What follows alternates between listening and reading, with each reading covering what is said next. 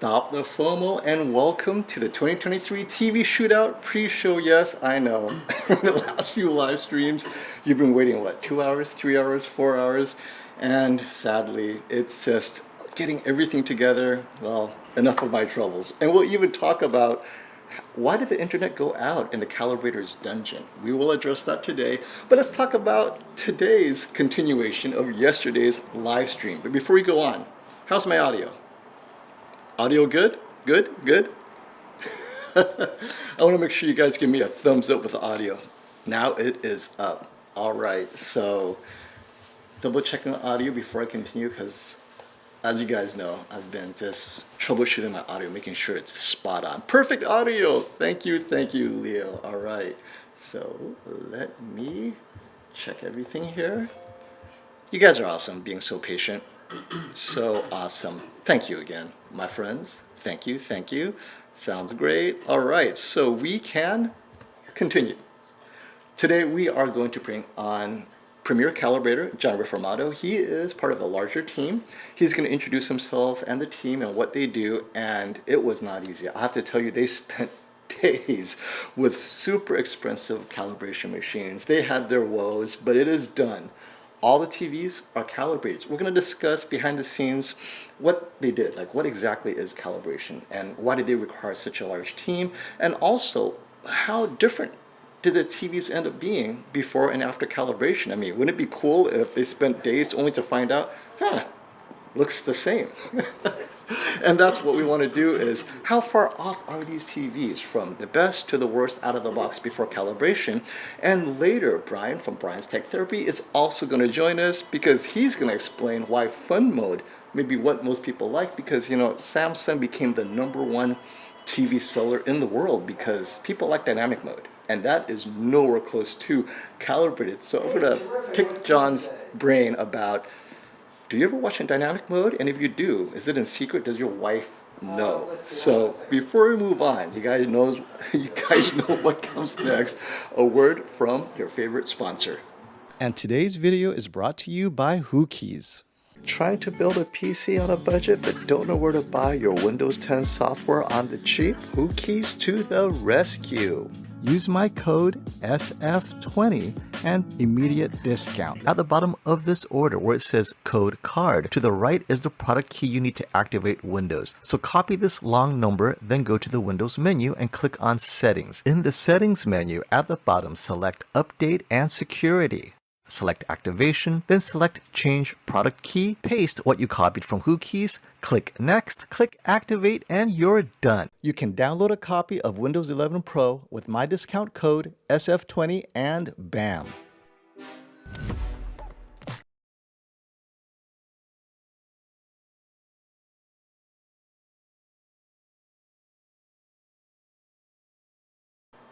And we're back. Okay, John. Oh, John is here. Hey, John. We are here with John Riformato. And, well, need I say more? I think your name, John Riformato, JRef, well known through all the forums. Introduce yourself. Who are you? And, who's your team? What's happening at the Calibrator's Dungeon the last week? I'm an ISF calibrator, and as most people know, I've worked at Value Electronics, one of my main clients, for many years. And now I'm semi-retired, calibrating locally in Central Florida. But my job here for the Shootout is not only to help calibrate as part of the team, but to ensure that all the calibration work gets done in a time frame, and that, just a lot of the administrative type work, make sure that everything's done correctly and completed on time. The calibration team right now this year is Dwayne Davis. A lot of people know him as D-Nice. We have Jason Dustle. We have Classy, who's from YouTube, and of course myself. So it's 4 of us. And the team was kind of put together. If you look at the team right now, like Dwayne Davis has a lot of experience calibrating, obviously, but he also brings a lot of experience from the post-production houses that he's working at now, which is really valuable. And then Jason Dustle is an ISF calibrator. He teaches the courses, right? So he's the most knowledgeable in that. And then we have Classy, of course, who's done an extensive amount of work testing and experimenting with the Samsung, calibrating the Samsungs, and a lot of you have seen him on his YouTube channel. And so when you bring all this experience from all these different areas into one room, we work as a team to try and get the sets calibrated as best they possibly could be. And so that brings up the question, the best that they can be, meaning when they came out of the box, they weren't the best that they could be, but how far off was it? So I wanted to start with that, meaning all the TVs, you saw them before calibration, right? Right. They were, reset default so that you start clean. There are 6 TVs. We have the Samsung S95C, the LG G3, the Sharp XLED, Samsung Q95C, Right. the Sony A95L, and the Hisense U8K. Right. So if you were to rank them, and everyone's different, maybe Classy might have a different response, but since we have John here, Classy's driving down from Boston, so we'll talk to him tomorrow. What did you feel was the most accurate TV out of the box? And when I say out of the box, they often come in their crazy whatever eco setting. In their after picture mode. Yeah, and so you just choose the picture mode you like, but there's no metering, there's no checking out these deep dive settings, just changing it to the best picture mode. So in your opinion, well, first of all, in my personal opinion, the Sony is the closest. the A95L. Yeah, the A95L, Okay. right? It needs when we took it out of the box and just set it up in its professional mode and set the brightness, clearly it matched the reference monitor as close as possible. But I don't want to say which one I like the best because that's part of the TV shootout. Well, right? this is out of the box though. Yeah. So not calibrated but yet. I can give you categories, right? So Okay. I would say the premium guys, the premium TVs like the Sony, the Samsung, and the LG, they're well, very good out of the box, and you'll be even if you don't calibrate, as long as you set the brightness and put it in its best picture mode, you'll probably be very satisfied. Because the only thing is, like, people don't realize that you have nothing, you don't have a reference to compare it to, right? So it's going to look good, because you have nothing to compare it to. And then the other TVs are also very good, but they're in a different class, and they need, a little more adjustment to get them closer to accuracy. And what I want to emphasize, though, is I've spoken to the entire team about this. So between what you would consider the premium TVs, right? The G3, the A95L on the top end, and then closer to the budget end, and literally the Hisense U8K is the least expensive. How far off are they? I mean, what is that margin of difference? Because is it huge? Is it a canyon? No. Or is it a lot more accurate than They're very, very close. Okay. See, that's huge to me. I mean, this year, my personal opinion, and again, others might have a different opinion, my personal opinion is color-wise, they're going to look so close, you're going to say, wait a minute, I don't see any difference. But I think this year the competition is going to be between which TV has the best picture processing. That's my personal opinion. But again, others might feel differently, but that's the way I feel. And so this is important because I get this question all the time, which has the best image processing or picture processing? Yeah. And it means different things to different people. So, because when they ask which has the best picture processing, I go, okay, you got motion. You got tone mapping. Upscaling. Right? Upscaling, right? So tell us, when you say picture processing, what are you talking So you have about? the basics, the motion, the upscaling, color accuracy, but now we're looking at which TV has the best depth, the most realism. That's a question a lot of people.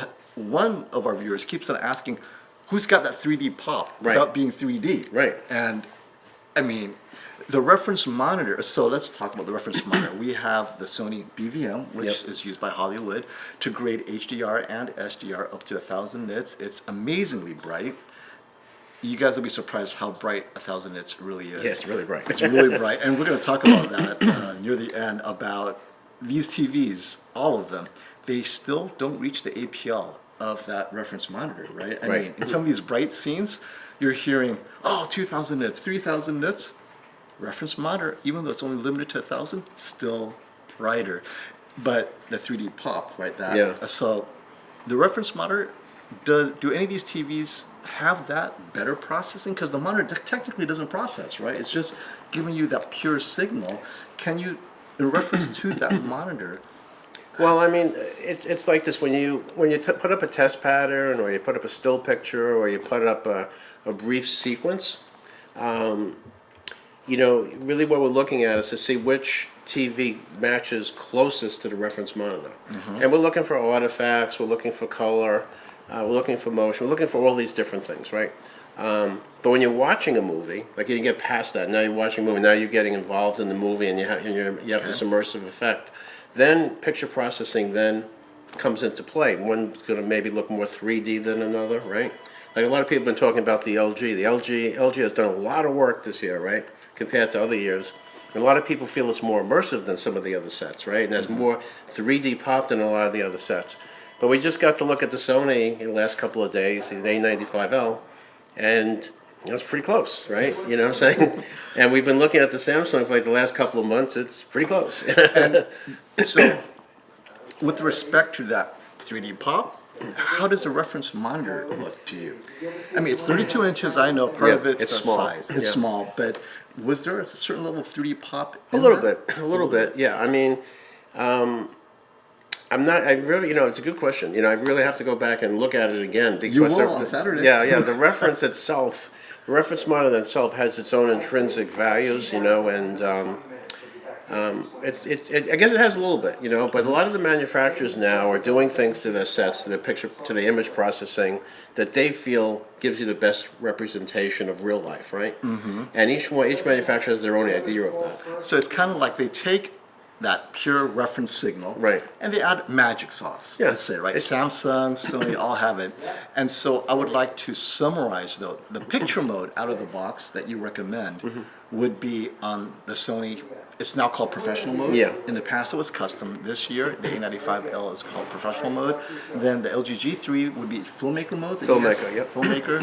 Samsung S95C is filmmaker. The QN95C also filmmaker. Right. The Hisense U8K filmmaker. I think has filmmaker, and then the Sharp has movie mode. Movie mode. Yeah. Okay. Now, with or without the calibration, that's still the best as far as accuracy out of the box. Now, the other modes, you got standard, sports, whatever it is. Okay. Do you ever use those modes? And I'm not going to say, for movies. Let's just say for anything. What TV do you have at home? Let's start with that. Well, I have a Sony A95K and an LG CX. I've had LGs for a long time. Okay. Personally, I watch mostly movies. I don't game, and I watch some sports from time to time. But I usually leave it in its most accurate picture mode. How's your room condition? Yeah. So my room condition during the day is kind of like this. It's on the bright side. That's pretty bright. Okay, and the A95L the A95K does a great job because I can raise I have a picture mode that is for bright room So day. you customize it. So it's not a setting that our viewers can go, let's have the John Riffermato mode. Yeah. So I have a day's bright room and a dark room. At night I use the dark room. And what did you adjust to get it to, what is the difference between your day mode and night mode? Brightness and the gamma. And so I'm assuming you raise the gamma bits, you can see the gray. Yeah. And this is what I tell you guys a lot is, if you're afraid of black crushing in a bright room, it's even near black grays will all look black. You have to kind of raise the grays in a brighter room to make up the difference because the ambient light affects your vision, right? And in a dark room, then of course you want to reference, and you have to raise it to your taste. And this is what the pros do. They raise the gamma or they raise the black level, whether it's HDR or SDR depending. Now, movies that you watch. Do you watch HDR movies? Do you prefer SDR mode? Because all movies, you can toggle between them. Do you like HDR mode? Because a lot of our viewers actually don't. They think it's too garish. It's that extreme actually bothers them. Now, it doesn't bother me. Yep. But for you, it's interesting. Again, it's an interesting question. I don't have a particular preference. I mean, I like SDR. I like HDR, and I really like the Dolby Vision. I mean, I know a lot of people are skeptical about Dolby Vision. Dolby Vision Dark or Dolby Vision Bright? or on the LG, it's Dolby Vision Cinema. It depends which set. So, on the Sony A95K. Yeah, I use Dolby Vision Dark, and in a dark room. Yeah. Okay. And Netflix, streams tremendous Dolby Vision. It's really good. Next, Netflix calibrated mode or not? No, just Yeah, I use me my own either. calibrator. Yeah. But I also have Apple TV, right? Yeah. So there's Apple TV Plus. They stream at a higher bit rate, and so I use it. I don't really stick to one particular thing. Now, you mentioned something interesting, as you said, Dolby Vision Netflix is tremendous. And, I've been looking at the comparison between Dolby Vision Netflix and then just regular HDR10. What differences do you see that made Dolby Vision just appeal more to you? Because Samsung doesn't have it, so Yeah, so this would and that's why you have this controversy, right? Controversy. Some people prefer HDR10, some people prefer Dolby Vision. I think it's because I understand Dolby Vision a little better, right? You listen to Stacey Spears. He was here at the Shootout one year, and he was like, "John, come over here. I'm going to talk to you a little about Dolby Vision," and he explained a lot of things to me. And then once you understand how it's mastered and all the technology behind it, I guess that's like kind of clouding my judgment a little bit. Now, to clarify, we both have this discussion with Stacey Spears, of Spears and Munsell fame, and he's like, well, actually, if you watch Dolby Vision, it has the latest Dolby Vision format needs to be streamed. Right. All the disc is using one that's literally first generation Dolby Vision. They haven't updated it, and they won't, because the players will not be updated, right? So it's limited. If you want the latest Dolby Vision, it has to be streamed, and it has to be LG. Let's say LG as an example in Cinema Home. Then you get the latest Dolby Vision, and it'll be Dolby Vision IQ. Right. And so Stacey's saying that gives you the best of Dolby Vision with all of its latest software, where it adapts to everything. And then you go from there. So I asked Stacey, okay, so which Dolby Vision do you watch at home? None of them. I watch Kaleidoscape through MadVR. After all of that, he's like, well, I already know what to expect from Dolby Vision, and it's. I'm just telling you, if you guys love Dolby Vision, that's the most advanced Dolby Vision. But preference being what it is, I love that he says I'm okay with HDR10. But another thing too is people are saying. I'm sure people who are listening are thinking about Dolby Vision. Dolby Vision has progressed a lot over the years, right? When we first had Dolby Vision back in 2016, 2016ish, 2015, 2016. It was like the very early iteration of that, right? And then Dolby Vision on the Sony wasn't so great because it was player led versus TV led, source led versus destination, whatever they used to call it. And over the years, and actually LG actually always had the best Dolby Vision, right? They were always Dolby Vision certified, I guess. They were recognized by Dolby. But over the years now, I think since, I guess the A95K, Dolby Vision on the Sony has been really good. It's just as good as the LG in my mind. And I use, I consider LG as the standard for Dolby Vision because they've been, accurate, for the longest, So the bottom line is, Dolby Vision, when people have older sets, Dolby Vision might have not been that great, right? Yeah. And they preferred HDR10, so it's a good, it's a valid reason. But today, there's been so many changes, there've been so many updates. And things are becoming more standard, right? Most people are streaming, right? So the streaming in Dolby Vision has got really, really, really good. So okay. And for you, the biggest difference, I'm assuming, would be the tone mapping or what is that difference that you're seeing? I can't name one specific thing. It's the total. It's the total image looks real to me. Okay. Most realistic. That makes sense. Now let's get some super chats. So I have Jody's Corner. Thank you for the super chat, Jody. Will you guys be testing the input lag in game mode on the A95L versus the S35C using a lag meter? Also, which TV do you think is best against motion blur?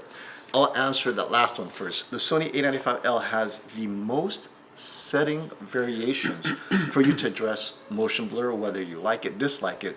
It allows it to tune to taste. So on the one hand, it's very difficult to answer because everyone's preference is different. Some people actually like a little bit of soap opera. Some people don't like any soap opera. So between those two extremes, Sony gives you the most possibilities that it will hit what you like because of it's almost too many settings to talk about, but it's that love of motion settings that Sony is set apart. So if you have a difficult time finding a TV that has the motion you like and you love tweaking and tuning, Sony, any Sony, A95L doesn't matter. For that price range, the model of Sony in that price most likely will have the most motion options for you.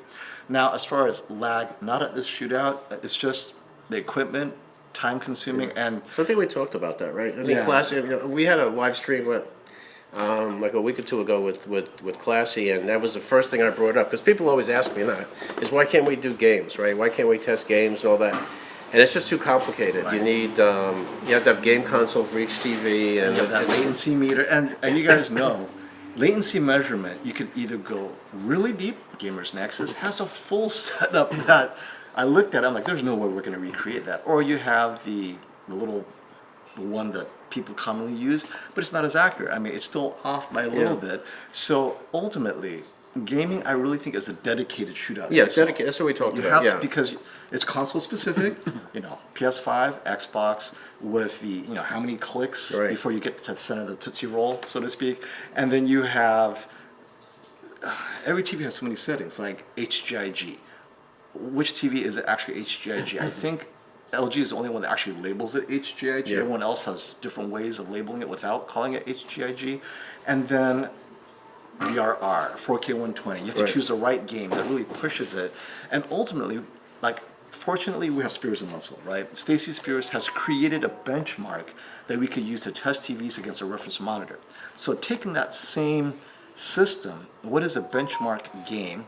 And what is that reference monitor for gaming? I mean, do I bring in the best 240 hertz QD OLED that has yet to be released and use that against the TVs? And is it even fair? Because well, put it this way, the TV makers are unlikely to make any changes, mostly because I believe the percentage that buy TVs just on gaming alone is not large enough yet. I know you guys are a growing population, and you guys will make yourself known, but as you can see, when they add a feature, whether it's 144 hertz, HDMI 2.1, it takes a few years for it to become fully baked, right? I mean, so eventually we'll get there, but it would be a dedicated shootout, separate and apart from this, because this is already taking you Right. guys so many days, and that Saturday alone is just for judging the ballot on content. If I added gaming, it would be an entire day, so it would be a 3-day event, right? So yeah, maybe it's a good segue into talking about what we're doing. yeah. What are you doing? I mean, as far as the calibration, Yeah. I mean, people have no idea the amount of effort and forethought that goes into this whole event and getting the sets calibrated. As I said, we work as a team, right? And we've been doing that the last couple of years, but each year we refine it, and we've been listening to people on AVS, their comments, and just general comments on the streams and stuff. And we're trying to take those comments and apply it to the new shootout, right? To try and enhance the event and make it more engaging. But the core fundamental work that we do is to get all these sets calibrated correctly. And as you know, And we see calibrate correctly, get it to match the reference, reference monitor, correct, yeah. Because a reminder for you guys is, without a benchmark to compare, we don't know. you don't know what you're looking at. Yeah, because even after calibration, you know, without spoiling, after calibration, the meter reads perfectly, except one TV looks a bit more saturated than the other. Which one is right?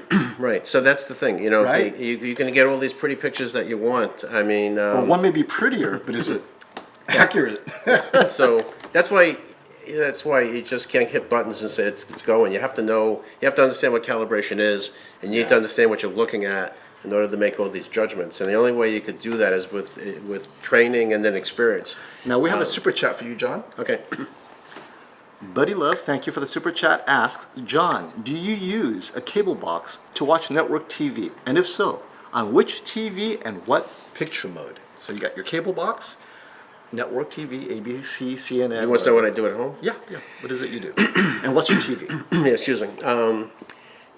So the cable box went out the window years ago. So what I is use an your Apple TV. Apple TV?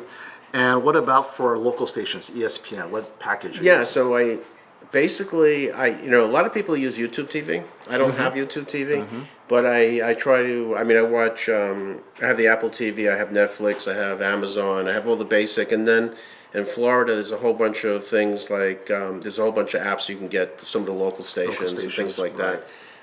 But my neighbors who like to watch network TV and ESPN, well, they always get YouTube TV. They find that That's what I have. works well. Fortunately, where we live in Florida, there's heavily there's fiber installed everywhere, so we can get gigabit fiber, for about $65 a month, and if you want cheaper, you can get Wow. it like for $30 a month. It's just like almost free, and so we're very fortunate, right? Now, so even when you have clients in your area, none of them have cables, so Hmm. you can't even make a recommendation. Well, some people have cable. I mean, we have Spectrum and Xfinity, but most people now, it's a competition between all of them, right?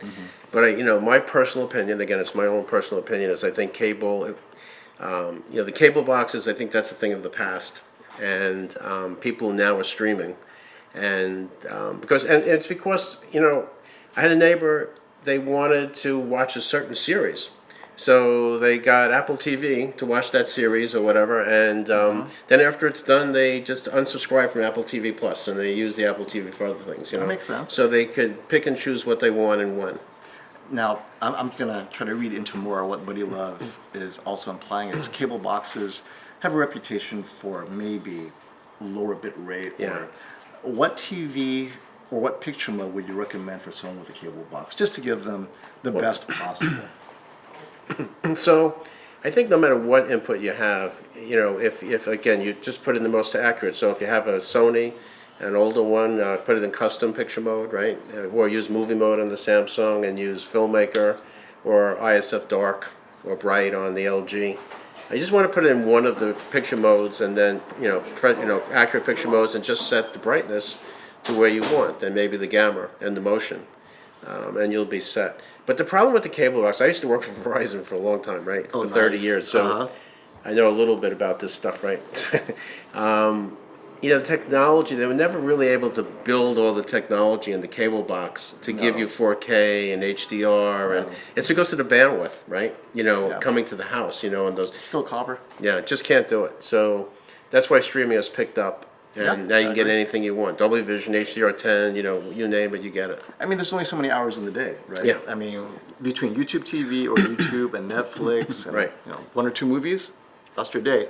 We have another super chat. Thank you, Arthur, for the super chat. Should I wait for blue phosphorescent OLED? I read the tech will be available in 2024. Though I don't know if Quantum Dot QD will jump on it right away. Seems like a game changer. So Arthur, if you haven't caught the stream before, this is actually the true timeline. Didn't we talk about that last night? Yeah, I talk about it every night, but it's worth mentioning, especially since Arthur feels it's so important. He got a super chat. So, blue phosphorescent OLED is technically available for the TV makers to assess, or the panel makers actually.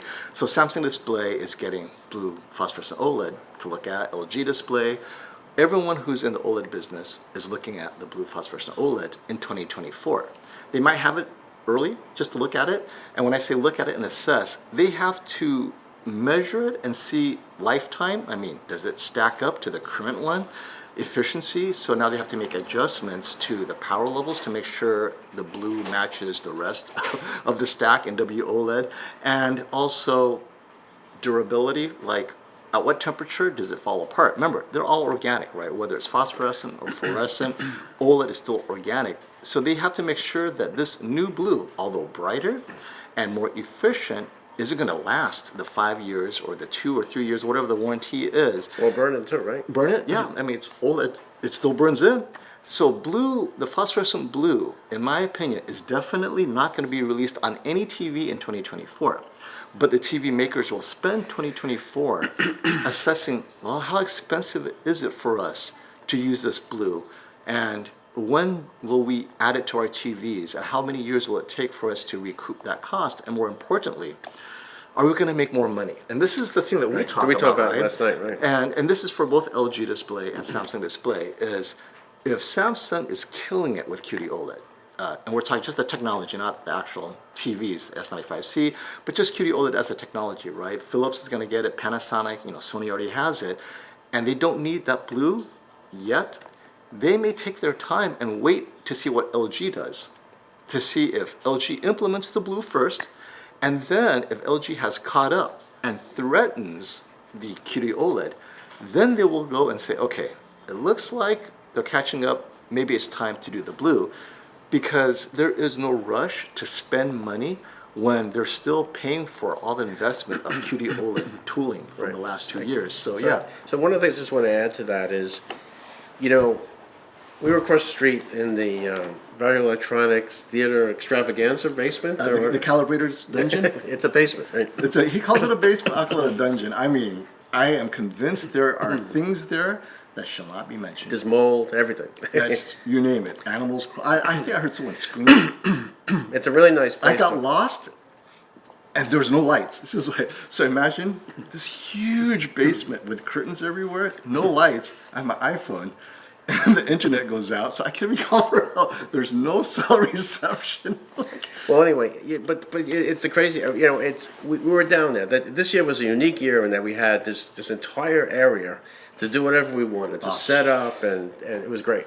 And when we finally got everything done, we put all the sets side by side, just like we were going to do in the city in the shootout. And we played some content last night and Spears and Munsell and all that, just to look at, because when you calibrate, there's several phases to the calibration. The final phase, which will happen when we're in the city, is do a final tweak. But last night was the previewing to see, you know, what Everything's good to go. Yeah, Pack things it good to up. go. Is it close enough? You know, how does content look? And I got to tell you, you know, the Samsung, the LG, and the Sony are so bright in a dark room that, yeah, I mean, if you had double the brightness, right, the specular highlights would be brighter for sure. But it is like really bright, right? And then the other issue is, even if you implemented this new blue phosphorus chemical or whatever is on the panels, you know, it's just not putting the panel on the same software. They have to retune the whole thing. And it doesn't happen like in a month, right? It's a big process, you know. Well, I had that issue with my Sony A95L. Out of the box, tone mapping wasn't working, and then the update, it worked a little bit better. But this is still the first firmware. I mean, they got a lot to tune. But you mentioned the brightness, and the one thing I noticed is, like, in that scene, right, the horses, the white horses, Spears and Munsell white horses, all the TVs were in the most accurate mode. Yet, the reference TV was still brighter. Still brighter, right. The APL in that horse mode, in the 1000 nits, this is not 10,000, right? All these TVs are supposed to be capable of 1000 nits, and this includes the U8K. Yeah. Not as bright as the reference monitor, because that is a bright scene, and that's 1000 nits. The entire screen, except for the splotchy horses, that is not. Yeah, but and also the reference monitors have these fans going in the back, right? Yes. So when you put it in HDR mode, I mean, it's really getting hot, right? For So, only 1000 nits. So maybe the blue more efficient, but how many of you are missing that? Like, how often does that happen? Hockey games and horses running in the snow. That's it. yeah. So, and I don't think consumers are making TV decisions based on that extra bit of brightness. No, let me know in the comments below. But although blue, phosphorescent blue is the dream. I mean, this is the unicorn because red, For now. What about 5 years from now? We'd be laughing at that, right? Well, this is the discussion I had with a few of our viewers. I'm like, you guys know that Samsung would rather skip blue phosphorescent OLED and go straight to micro LED blue. Yeah. I mean, they already have that nanorod, the QNED from Samsung, right? Quantum dot nanorod ED. It's shelved because QD OLED's so good, but if they ever need to, they will go blue with a nanorod, which is not organic, and skip blue phosphorescent altogether. Because if it's going to cost them, I'm going to make this up, 10 million to get this done, and nanorod costs them 15, well, just go straight to nanorod, which has a lot. I mean, now LG is in trouble because their entire thing is OLED, and Samsung has skipped OLED altogether, and this is essentially going to displace micro LED because you have quantum dot as your color converting layer, and you have nanorod blues, which is inorganic. Why do you need micro LED? So the moral of the story is, at the end of the day, don't worry about what's happening next year unless it's imminent, and none of this stuff is imminent. Not imminent. So just buy the TV. They're really, really, really good. Yes. They're like light years ahead of the way they used to be several years ago, and you get a fantastic picture.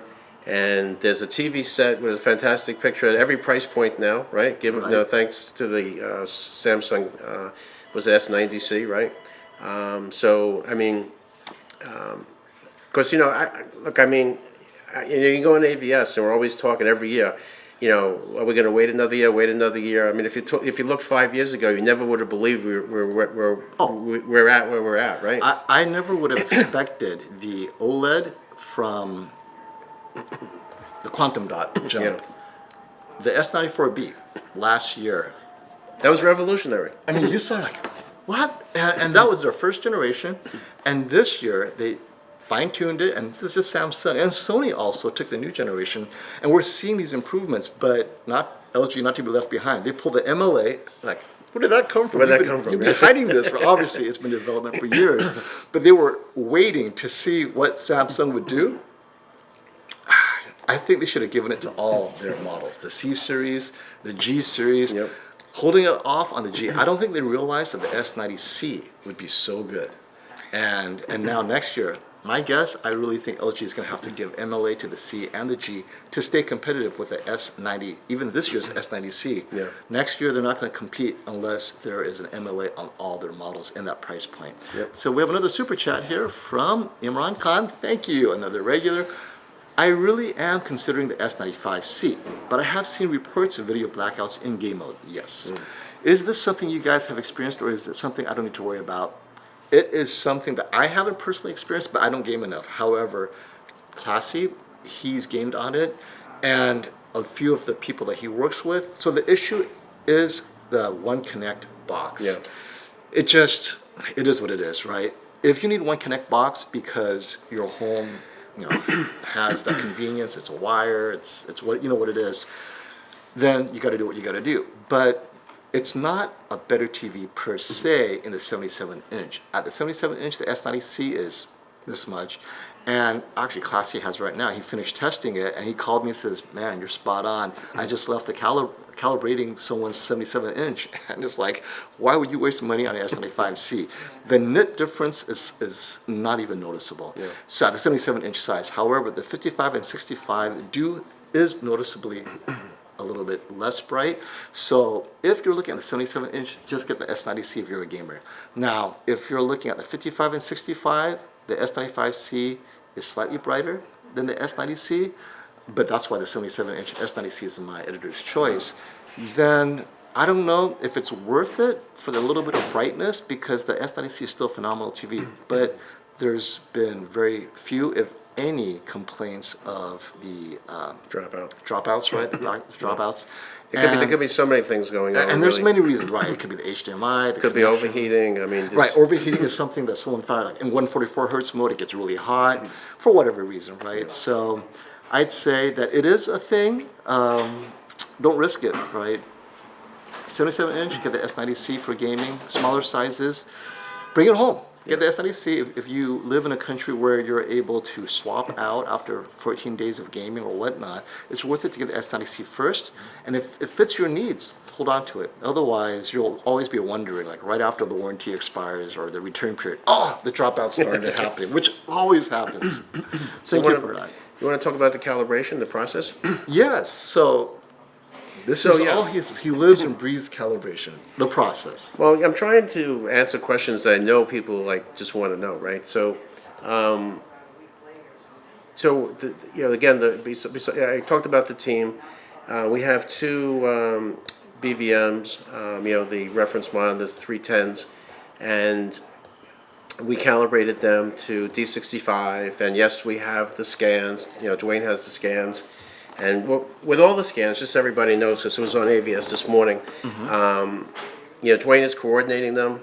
We're all feeding him, and he's going to process them, and we'll put them up on the Value Electronics website at some point after the event, maybe a week after the event.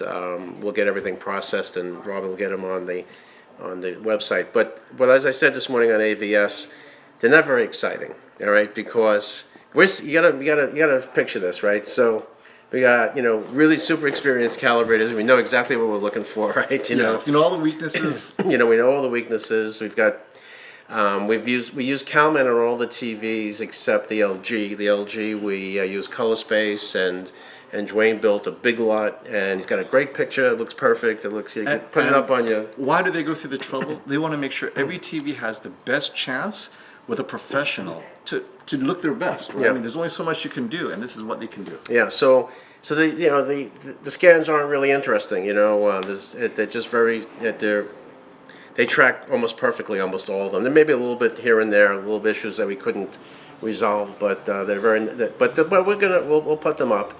And then what happens is, each calibrator gets a set or two or three to calibrate, but it's a collaborative setup, right? Because when we're trying to match the TV, get the white points set up, we're all four of us are looking at it, Double checking your double work. and If you need help, hey, I see this and that. Yeah, there's been times where, like in this particular case, Classy has a special workflow he's developed to calibrate the S95C, and of course this year we calibrated the HDR and BT 2020. So that we're not clamped to P3, and he was showing us the difference. You can see the AB. There's definitely a difference. So we spent all the extra time doing that, and he's got a big process. And although Classy was hitting the keyboard, we were working together, Well, collaborating. Speaking of Classy, setting that up. Yeah. This is a great anecdote. Well, he just finished the S95C, and he was so proud of it, Yeah, right? yeah. So I'm setting up for my dungeon stream the other day, the one that failed. And he goes, "Hey, Fo, come here. I need to see something." So when I get there, right, all the TVs are off except for the S95C, and the reference monitor goes, "How good does the S95C look?" I'm like, "Holy cow!" He goes like, even with Samsung's limited capability, right? I mean, they have different variations of settings for calibration. It has enough for it to look so good. The Classy is like, it could just as easily win. Yeah. I mean, that's how close these TVs are. I mean, A95L still needed calibration. G3 was still, lovingly put in the touches by Dwayne. But I was just looking at the two. I'm like, if I was a judge, I would have a hard time. Yeah. Without seeing the other two TVs, Samsung has never been closer, right? I'm so amazed. It's going to be a really interesting. I can't even predict myself, even after seeing the sets, what's actually going to happen. Right. Because I haven't looked at all the content yet. And that's another thing is each content brings out a weakness. That's what I love. So when all the TVs are calibrated, we're not going to give you guys spoilers. I mean, this is what we see, by the way, because I look for certain things. Classy is sensitive to certain things. John is, and each one like, did you see that? But the thing what's good about it's a collaborative effort, right? It's a teamwork, right? So it's not one guy going there and saying, "I know how to do this, leave me alone," kind of thing, and just does it, right? We're all working together. We all have blind spots. Yeah, and a lot of times, we I'll see something, or Dwayne will see something that others won't, or vice versa, and we go back and look. Yep. So you rest assured, these sets will be the best they possibly could be. They'll be 99.99%. My contribution is when you guys were looking at this one scene, and all the OLEDs looked a little different, right? But the Sony's this, but they got, and I said, you guys, anyone look at the U8K? I think in this scene, it actually is the closest to reference. They're like, oh dang, right? Yeah. And that's the thing is for the Hisense. Now, obviously, it's not an OLED, but in that scene, LCD, it was a match. Yeah. So we have a super chat here from Sean, which goes to something you haven't mentioned yet, but I think you did do it. Hi, pleasure to be connected. Hope all is well. Is there an 8K shootout? If yes, then when is it? Because there are limited entries. Also, if you compare 8K TV with a 4K TV shootout, actually does it do justice to both? Because what can 8K do and 4K can, and vice versa. So hopefully you get a feel. First, yes, there is an 8K shootout, but it's not much of a shootout because this year, literally, It's just a Samsung, right? It's the new one, right? only the Samsung Q900C was introduced. Now, we will compare it to last year's Z9K just to see how far they advanced because last year's Q900B lost to the Z9K. But the only 2023 model is the Q900C, which I think you have. And then you have the Z9K, and we're going to have the Z2 from LG as well. But have you calibrated the 8Ks yet? I did the Z9K. Okay, so you have a feel for the Z9K. You did the 4K TVs. Yeah. Comments? Any differences? You see advantages of the 8K? Just what are your thoughts on this? The big problem with 8K right now, at least here in the United States, right, is that there is no 8K content, or very, very little. And so when you're looking at 4K, when you're feeding it 4K, everything's interpolated, right? Mm-hmm. So you're not looking at native 8K. Nope. Now this year, fortunately, Phil Holland's going to be with us. Phil Holland. And he is the master of 8K. I mean, this guy's got He like shoots phenomenal. Raptor Yeah. 8K, pixel to pixel. He grades his own videos. Yeah. He's the one that did the footage of Spears and Muscle, like you guys see. That's all his stuff, and he's gonna bring his He's bringing everything. computer, everything, right? And we're gonna distribute it to the 8K TVs and maybe throw in some 4Ks to see if they can downsample it any better. But now, without 8K to compare, when you saw 4K on these TVs, was there any differences beyond just being a different TV? It's the 4K TVs are so good that this is just JR's personal opinion, right? Don't quote me on this, but basically, you may be able to take one of the, like, I don't know, the S95C or the A95L or the LG and put it next, a big one, like, get the larger size, right? I was gonna say, to be fair, the 85 inch, Yeah. it might be different than what we were seeing. Right, 65. and then put it next to one of those 8Ks, and it may look better. It'll be competitive, for sure. And to your point, also, Sean, is that we're gonna have an 85-inch 4K TV, the best this year, the Sony X95L, and we will have it against the Q900C. So you'll get to see for yourself the differences, if any, and maybe the differences have nothing to do with 8K. It could be tone mapping, it could be black level, it could be blooming control, and it could be just the two companies, Samsung and Sony, just different technologies. But we'll see. At the shootout, we'll have the Q900C and we'll have the Sony X95L. But I just want to point out one thing, because people are going crazy on AVS, like, why do we even need to do the 8K? It's like this, it's part of the event. Well, right? Sean has an 8K TV. Yeah, so it's relevant to him. It's relevant to him. Yeah. But, it's part of the event, and it's not going to take that much time. And then what we're doing this year for the first time. And it's on Sunday, Yeah. so right? It's on Sunday. It's a whole other day. Yeah, so if you don't want guys- to watch the 8K event, you could just skip it and tune in later in the day. But Sean and I will tune in. Yeah. It's on Sunday, October 1st. But I think the big news this year is this perceptual event, right? Yes, for on Saturdays. So in the past, everything has been compared to the reference monitor, almost. This year, we felt that, the reference monitor does not fairly represent certain things. HDR impact. It stops at 1,000 nits, right? Right. So for things like HDR impact or motion processing, where the reference monitor doesn't process motion, so we turn it off. Bright room watching. Reference monitor is never to be watched in a bright room. It's graded in a dark room. So when you turn on the lights, reference monitor is really irrelevant. So we Right. turn that off, and then we put the TVs in their best modes. And then what about processing? Well, the most accurate picture mode. Accurate mode, the best accuracy. But then we're going to test low bitrate content. So Dwayne is bringing his Apple TV.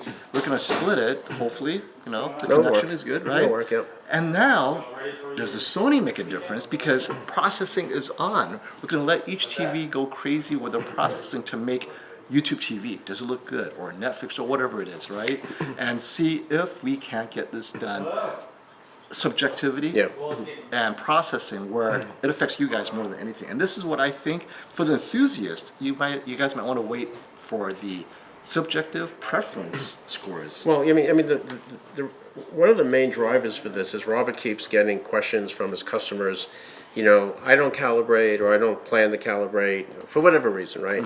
And they want to know which TV is the best out of the box, right? Well, no TV is best out of the box. It's always a standard For mode, everything, right? right. But if you put it in the best picture mode, like we're going to be doing, then you'll be able to see what each manufacturer's processing, whether it's tone mapping, like FOMO said, which one's most effective, right? Because they have their own secret sauce. Every Yes. company has their own, what they believe is correct. And one thing that Class and I, we always have an argument about, well, not really an argument, but rather, there are two ways to take super bright content. Sony normally tones everything down so it's slightly dimmer, but you get all the gradients. Yep. And then in some modes, LG lets it clip, so it's super bright, but there's very little color there. But the impact hits you, and Samsung does the same. it's both appealing. Yeah. You know, there's no wrong answer. I like the impact, and Classy really likes all the color to be there. But to me, I'm like, I got HDR to get hit in the face because it's a brief motion moving by, right? Yeah. So there's no wrong answer. That's what preference. It'll be curious to see. It's going to be all subjective. Right. You know, Because the so direction to the judges, which is Yeah. HDR impact, what does that mean to you? Yeah, so it's going to be really good, and I think it's valuable, and it gets that other, it addresses the other segment who don't calibrate. And in addition to that, I know there was some questions about posting the content that we're going to be using and the timestamps. Before we talk about that, you just impressed somebody in Florida. John, I live in Central Florida. How can I get a hold of you? Oh. Thanks. Now, John, although retired, he still is calibrating in Florida. Why don't you share where Yeah, you are, what you do? Yeah, so I live in the Villages. Moved from New York to the Villages, so I cover anywhere from Ocala all the way down to Orlando, and Is depending that on considered Central Florida? yeah, it's all central, yeah. And I'll travel about an hour and a half from there, and so you can drop me an email at jrref@hotmail.com. He'll put it in the comments. That's jrref@hotmail.com. Just put calibration in there. You know, send me what type of TV you have, and I'll respond and probably call you and talk about it. And so I told him to say in the subject, calibration request Yeah. for cheap. But John is actually one of the best, so it won't be cheap. But it's always No, okay no. to ask. You know, it depends where you are. I mean, I've done quite a bit of calibrations in the Villages. It's just a different kind of market. And I've been doing some of the value electronics customers Sure, and stuff, sure. so, But hopefully you help Dr. Hyde. yeah. And since his name's Dr. Hyde, I'd bring company. So what were we talking about before that? You were talking about what were we talking Oh, yeah, the content. Content. People were asking judges, content, and we have been at this for the last 2 So, weeks. yeah, so we internally. this year we spent a huge amount of time trying to get the right content to evaluate picture quality. And once we have the list completely finalized, I'll ask Classy to update the spreadsheet and with the list, and I'll have Robert said he would post it on the Value Electronics website. I think as of today, it's finalized, right? I think. Well, or is he still looking for it's stuff? never finalized Until the day of. Until the day of, right? So you have to remember last year, Dave McKenzie authors a Yeah. lot of stuff. Dave McKenna, yeah. And in the middle of the night, so the shootout's on Saturday, he still gets a phone call. David, can we do this? He's like, next year, let's do it months ahead of time. So this is next year. Yeah. He's still getting calls. Class like, I want to do this. Let's use this content. I mean, this is how much we love what we do. We don't just mail it in. But you know, the other thing too is, you know, like we see the same, we see a lot of the same content all the time. You know, testing the same things. We're trying to make the shootout more engaging, and we're trying to get different content where we can. We're using, of course, the Spears and Munsell. So I think this year will be a little different, right? We're going to have the test patterns first, right, and then followed by the content, right? Yes, in each segment, right? So let me explain a bit of that because I'm so heavily involved. Yeah. So this year, Warner Brothers and all the studios, I don't want to say all Warner Brothers, but movie studios in general, they want to make sure that I'm not showing any movie content. And so this is why I have to have multiple cameras, is when we're showing Spears and Munsell patterns, you know, stuff that we know we are allowed to use and they've given us permission outright. You'll see the TVs, you'll see all of them, and you'll see judges walking about. And then when it's movie content for the judges to judge, that camera will be switched off, and this camera facing the judges will be switched on. And Caleb, before we do the switch, Caleb will walk up and say, all right, everyone, it's time.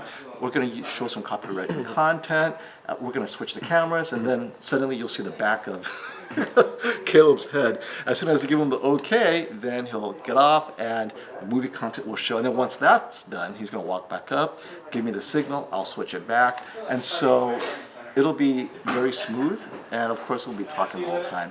But what I love is you get to see the judges' faces, right? So you'll see judges walking up to the TV, and they'll be wrinkling their nose, and you're like, oh, he clearly doesn't like the Sony, right? But you know, but That's fun. right. But the high level really is this, right?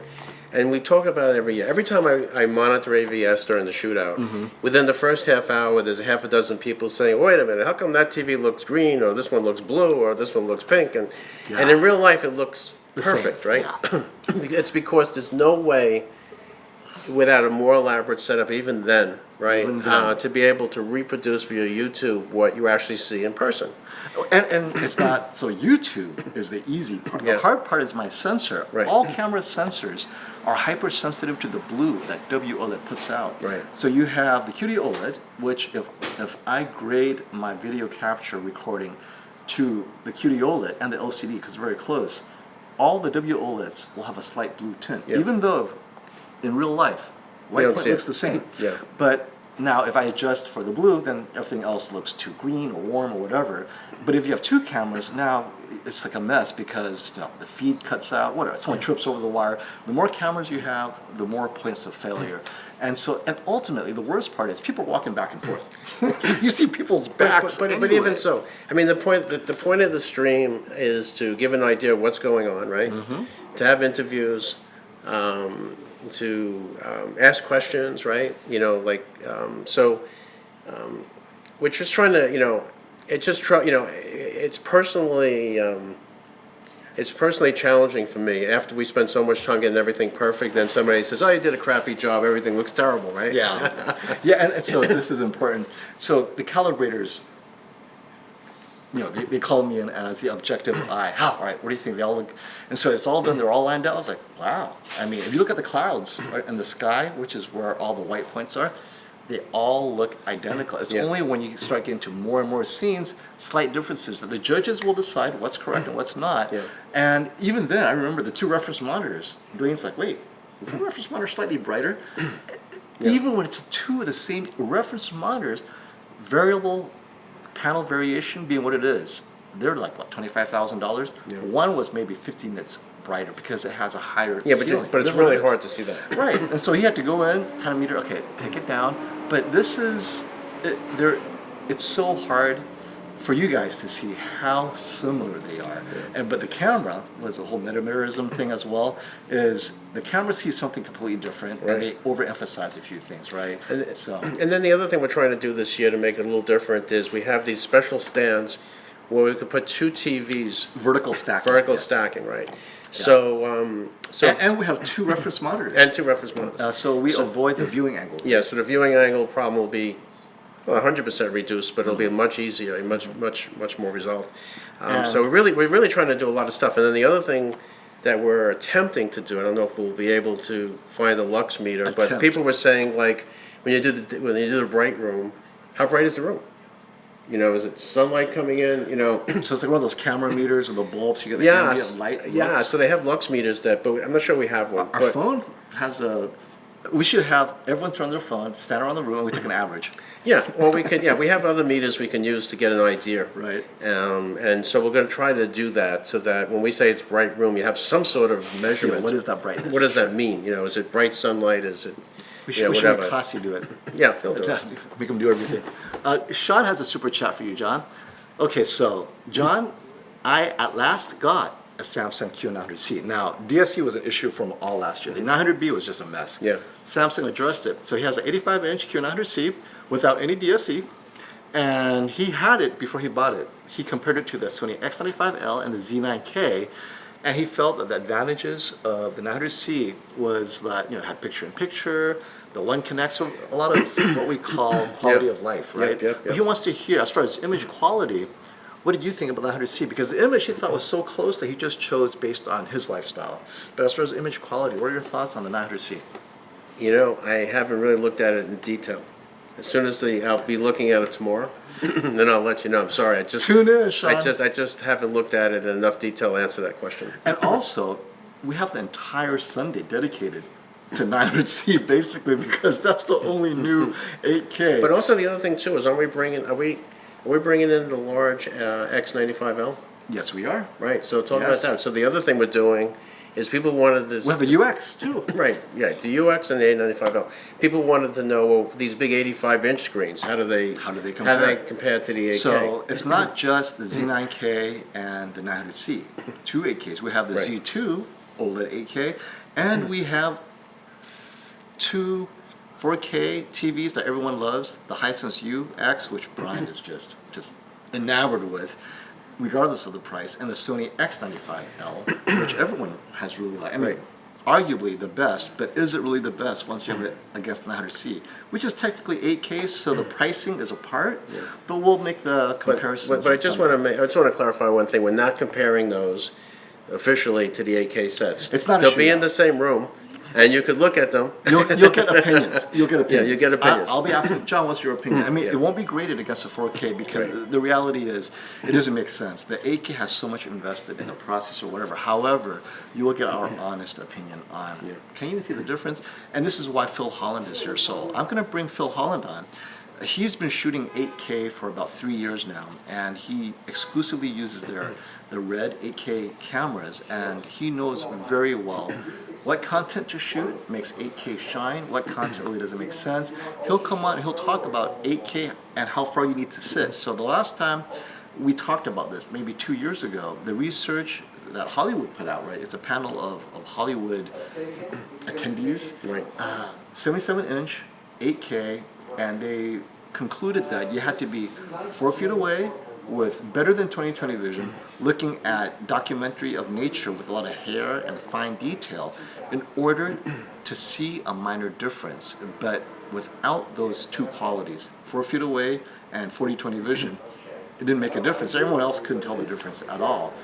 But apparently, there's been an updated version of this research in Hollywood, and it's a bit different now. So Phil, don't tell me on 8K day, because I want you to get all the attention of your hard work that he put forth, because he shoots in 8K, so he really wants people to see. You don't want to miss that interview. Oh no, and not just that, they also updated their seating distance. Yeah. And so it doesn't matter if it's 8K or not. It's just generally speaking, given 4K content today, how big a TV and how close reasonably should you sit to enjoy both immersiveness without that dizziness? Because a lot of people are like, oh, your head's turning.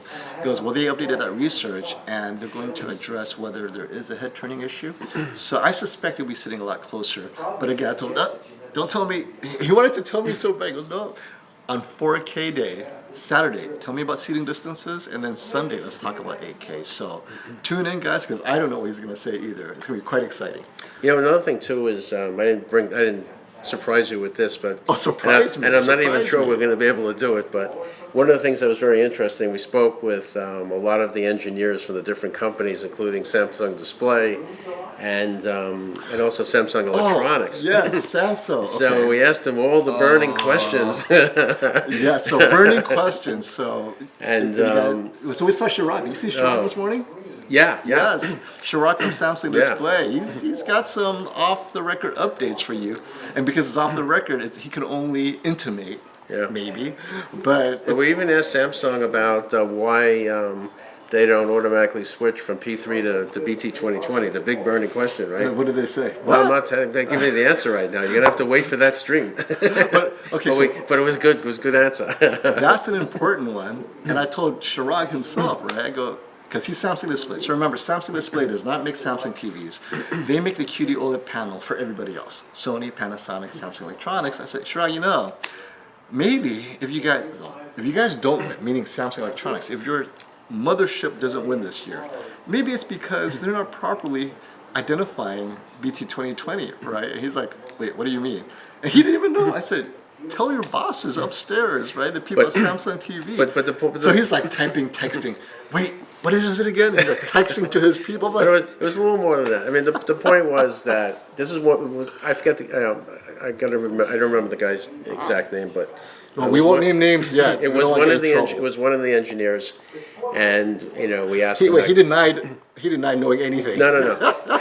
we got a very intelligent answer. Okay, we really great. did. But we were able to ask a lot of questions about why they do with the way they do things. And he was able to answer all that for us. And he also was able to hear our side of the story, about why we felt, you should switch like all the other TVs into BT 2020 automatically. And we showed him Spears and Munsell, the skin tone, the women with the skin tones video. And we showed him where it clamps at P3 versus calibrated BT 2020, and he was looking at it, and he goes, like, wow, wow. there is a difference. Isn't that ironic? And these are Samsung Electronic engineers. Electronics, yeah. And so that's another thing is I'll be bringing them on whenever I can find them. Maybe they'll see me, they run the other way. That's a possibility too, right? Because, oh, here comes Phone. We know what he's asking. But that was the most fun, right? You know, it's like Chasing them down. Is But always once you fun. get them, and you can't get the questions out fast enough, right? It's like you can't believe, you know. I think my mom's calling. And then the other thing I wanted to talk about was, I guess this guy on AVS SD13. You know, I know his real name. Doesn't like me to. Oh, But he's he's here on all there? the time. Okay, anyway. He might be on, he might not, but he's a regular. Anyway, so that the question he always has is, so what's going on with the local with the dimming algorithms, right, this year? You're talking about the LCD TVs. They're doing No, algorithm the on not. Sony? I meant on the OLEDs. In other words, The tone mapping. the ABL. Oh, the ABL, the automatic brightness limiter. So, Right. for those who don't know, we'll educate real quick. ABL, automatic brightness limiter. When a scene is thrown out on an OLED, the OLED has three things it has to balance: the energy that's available to it from the power supply unit, heating, because heat is bad for electronics, and lifetime of the actual OLED chemicals. If it gets too bright, it gets too hot, which affects the lifetime, but is there enough energy available? So they have to select where to put that brightness. If there's not, so it starts with power. If there's not enough power available for the scene, it will never get as bright as it needs to. So now it has to decide where we're going to put the brightness, on the specular highlights and dim everything else, or get everything else a little bit bright, but then it looks washed out. They have to make that decision, and ABL makes that decision for them. It's the algorithm that decides, given this limited amount of energy. Now, I know what you guys are saying. Why don't you guys bump up the energy? But then now you affect lifetime, and you know, if you make everything too bright, the OLED's not going to last as long. Right. So, ABL. Yeah. So in addition to that, on the LG, for argument's sake, the static local dimming algorithm, it's separate. You could turn that on, off, medium, low, high, whatever. Without going into the service menu. Without going to the source mode, right? And on the Sony, it's sort of like integrated together. You know, there's no separate setting. Now we met with Sony, and added that as a suggestion for this year. Maybe at some point they may separate that out, because there are people that don't watch CNN all day long, right? And they watch sports, and they're not worried about burning in the TV because there's really no static images. But the big question related to ST13 was, well, what if I'm watching hockey? Can I watch hockey? If I have if I'm in a bright picture room and I put the brightness up to 100 or whatever it is, horses in the snow. Can I watch the game without the whole thing dimming, right? So we're going to test that, right? We're going to use the Apple TV to try and get some sports. Which one is the brightest, right? Yeah. Yeah. But the bottom line is, from what we've seen so far when we pause stuff, is that the amount of time is way greater than it used to be, because all the sets have a much higher headroom, so they can stay brighter longer. So the algorithms definitely have been adjusted, right? Now, did you change the modes, or is it still in their most accurate mode? In the accurate mode. Okay. Yeah. I'm not talking about you go into like Vivid or something, it's gonna kick in really fast, right? Okay. But that definitely has changed. I think it's changed for the better. Is it 100% fixed? We're gonna see. We'll see. And maybe this is where the LCD wins. I mean, Yeah. they got to win something, right? So we have a super chat from Ahmad. Thank you for that, my friend. There is no Sony reseller where I live. Where's he live? In a far off land. I have the A95L shipped from Dubai. So there you go. Dubai is as close as big metro with a Sony dealer. That's how confident I am it's going to win. Ahmad, you made the right decision. Yep. I love my A95L. I mean, I really like it. And we've all been impressed. But by the way, I also have the S95C. For me, because I watch a lot of sports on YouTube TV, I found the A95L to make YouTube TV look the best. Not the brightest, but I watch in a medium to dark light controlled room, so I don't need the extra brightness. I watch in standard mode. The image on the Sony is just... Yeah. And we're not talking color. It's just the XR clear, the whole upscaling. Not lying, right? Now, if you have perfect Kaleidoscape, Blu-ray disc, whatever, you may not see a difference. But for those of us with sketchy cable, sus internet, But even with the 4K content, again, each manufacturer has their own little secret sauce to make it a little bit different. But one of the things that I just want to bring up is, we expect, I could just say that over time, the firmware releases on the Sony will probably be include optimization so that some of the lagginess that we see now, probably will be shorter. Like a lot of people are saying the GUI was a little bit laggy and stuff. We expect over time, once they get all the features set and all the bugs out and all that, they'll be doing other optimizations to fix that.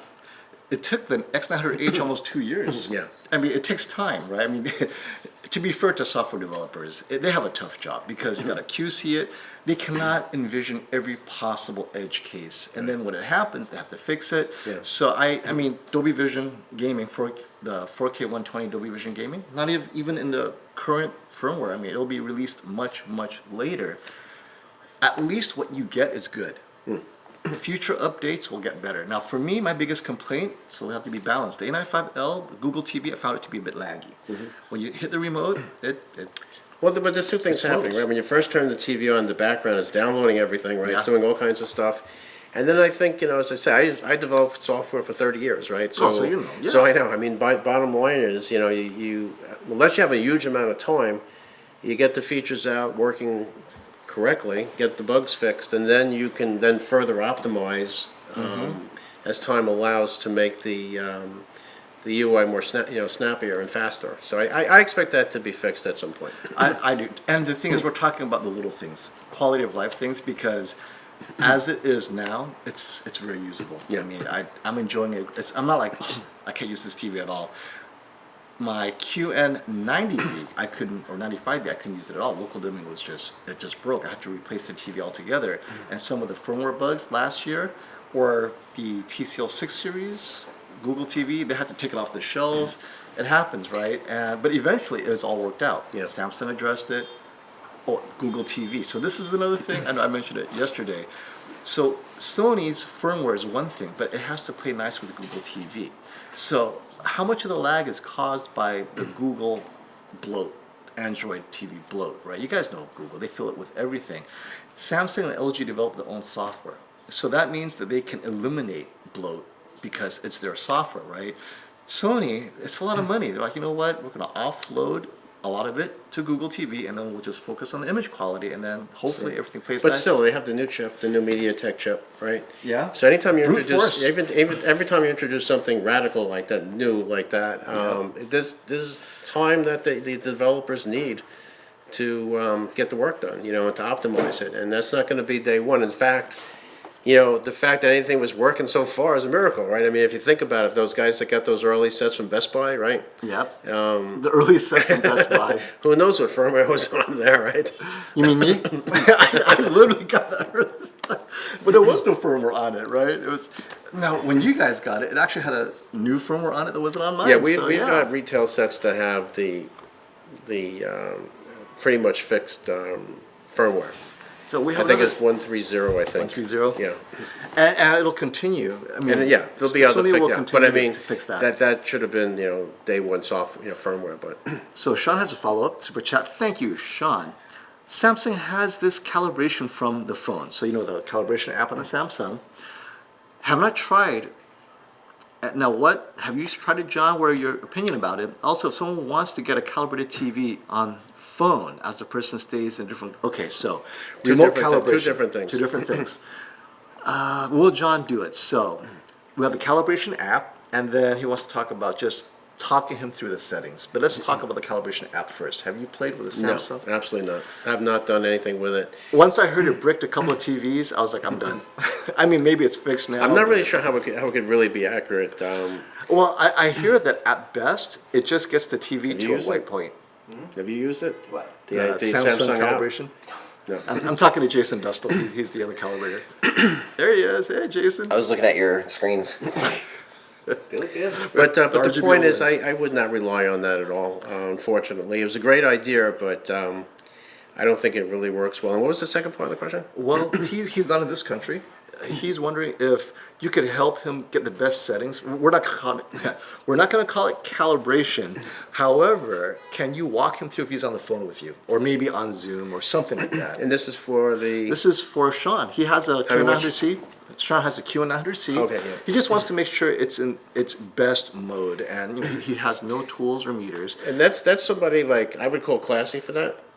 you know, because We'll have Classy on tomorrow. yeah, you'll have him on. Yeah, he's done so much experimentation in that area to see, you know, the consistency among sets. You know, like when I was working here at Value Electronics, I see, you know, hundreds of sets, right? So I could tell you, I can answer that question in a second, right? But with the Samsung, I haven't calibrated enough to, Especially the 900C. yeah. Right. So, but Classy has, and he'll be able to tell you how consistent they are and which settings can get transported reasonably well and not. So yeah, so that's a possibility. And we'll bring Classy on tomorrow because I know he's still driving from Boston right Yeah. now. So He's yeah, coming in hot, I think. He's coming.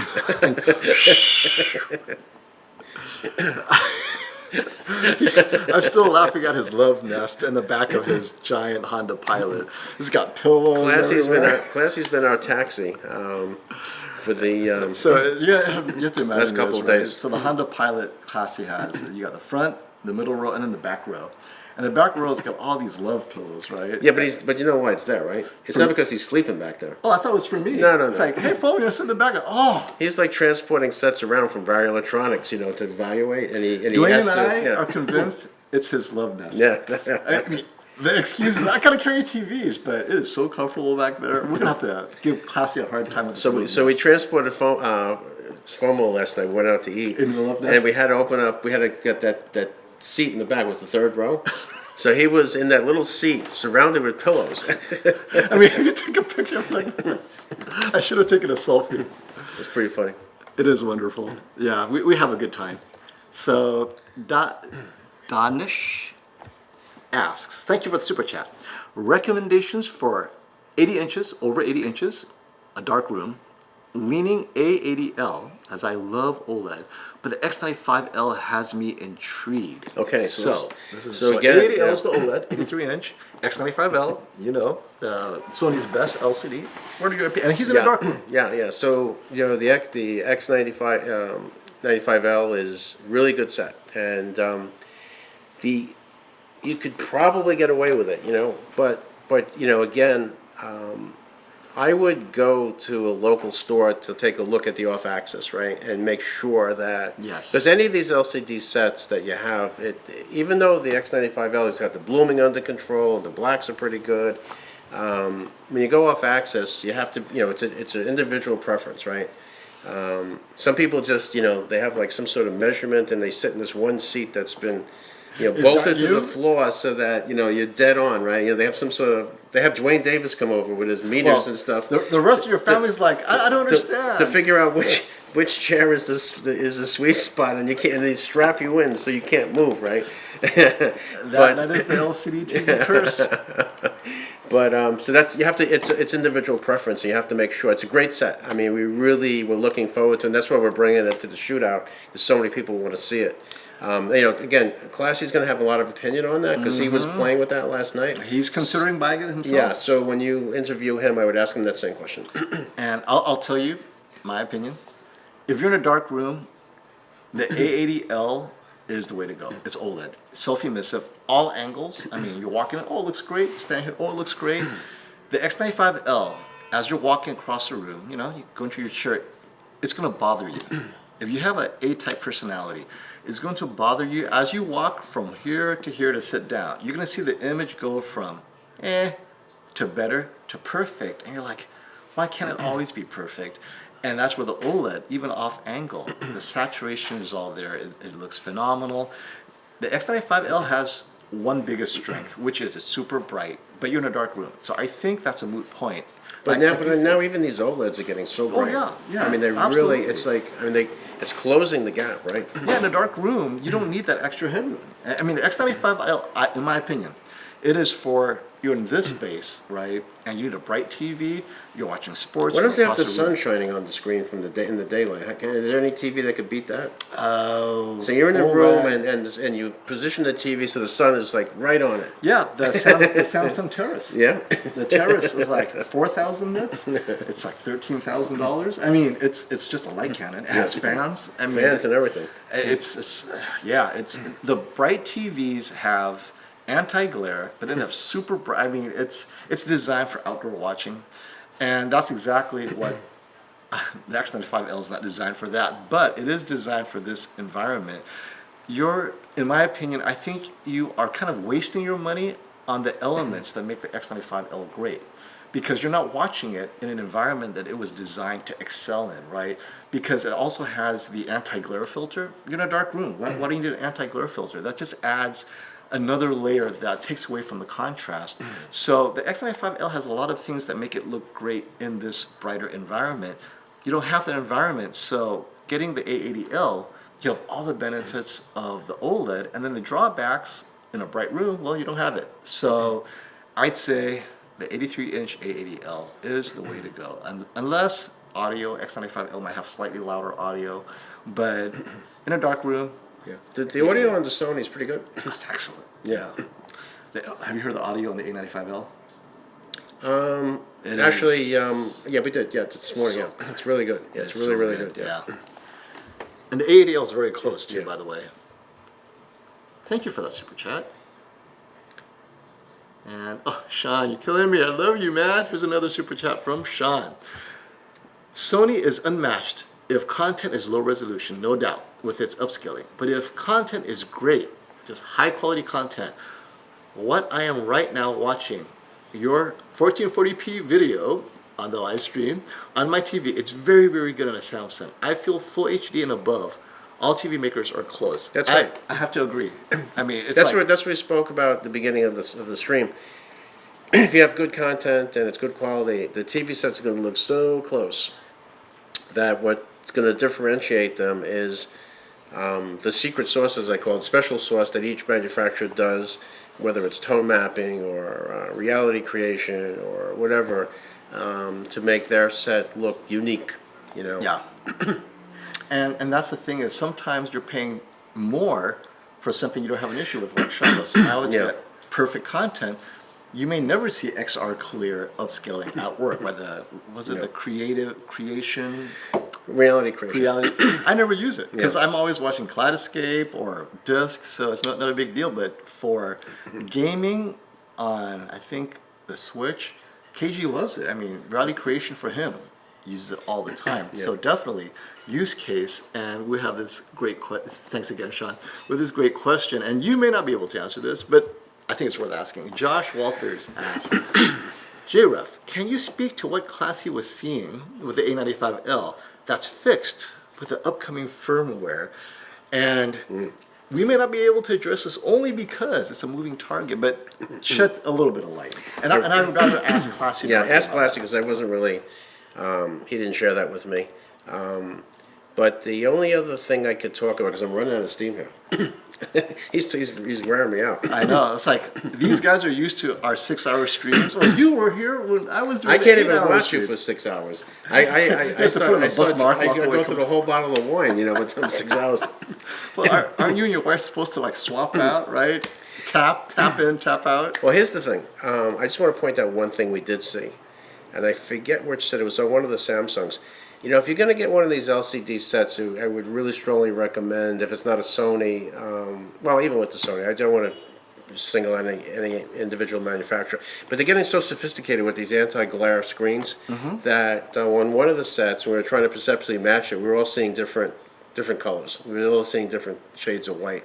Yeah. And the reason is because the way that particular filter was working, it was doing. We don't know what was happening, but we were seeing things differently. All of us, I think Jason and I saw it the same, but Dwayne and I forget who else was there was seeing it differently. And Well, I think you could talk to this, which is, and this is, I think, Sony OLEDs in general, they have a different white point out of the box. oh yes, let's talk about that real quick. I mean, because that's what Sony does. So it's called a Judd offset, is what they do. Yeah. Are they still doing it? What is it exactly? So, and what is this? Why is Sony doing that? So I talked to Sony yesterday about this yet again, and Wait. When he says I talked to Sony, it's like he's talking to a man named Sony. yeah. Because that's our man, right? Right. Yeah, We talked to Samsung. It's we Pablo, talked to right? Sony. Pablo, our engineer. Anyway, but the bottom line is, you can look up the history behind Judd, but the idea was that at that white point, their focus groups tell them that it matches the reference monitor the best. Perceptually. Perceptually, yeah. That's key. But again, everybody sees different. Everybody sees different. So- Absolutely. We calibrated everything to D65, but that's the, was the, the genesis of that answer. Now, is it right on, Judd? If you go and get one of these sets and measure it, it's going to be somewhere in between Judd and D65, at least the last sets that we measured. But that's the genesis of it. But if you don't have something to compare it to, if you bring it home and you're not calibrating, it's going to look fine because you have nothing to compare it to.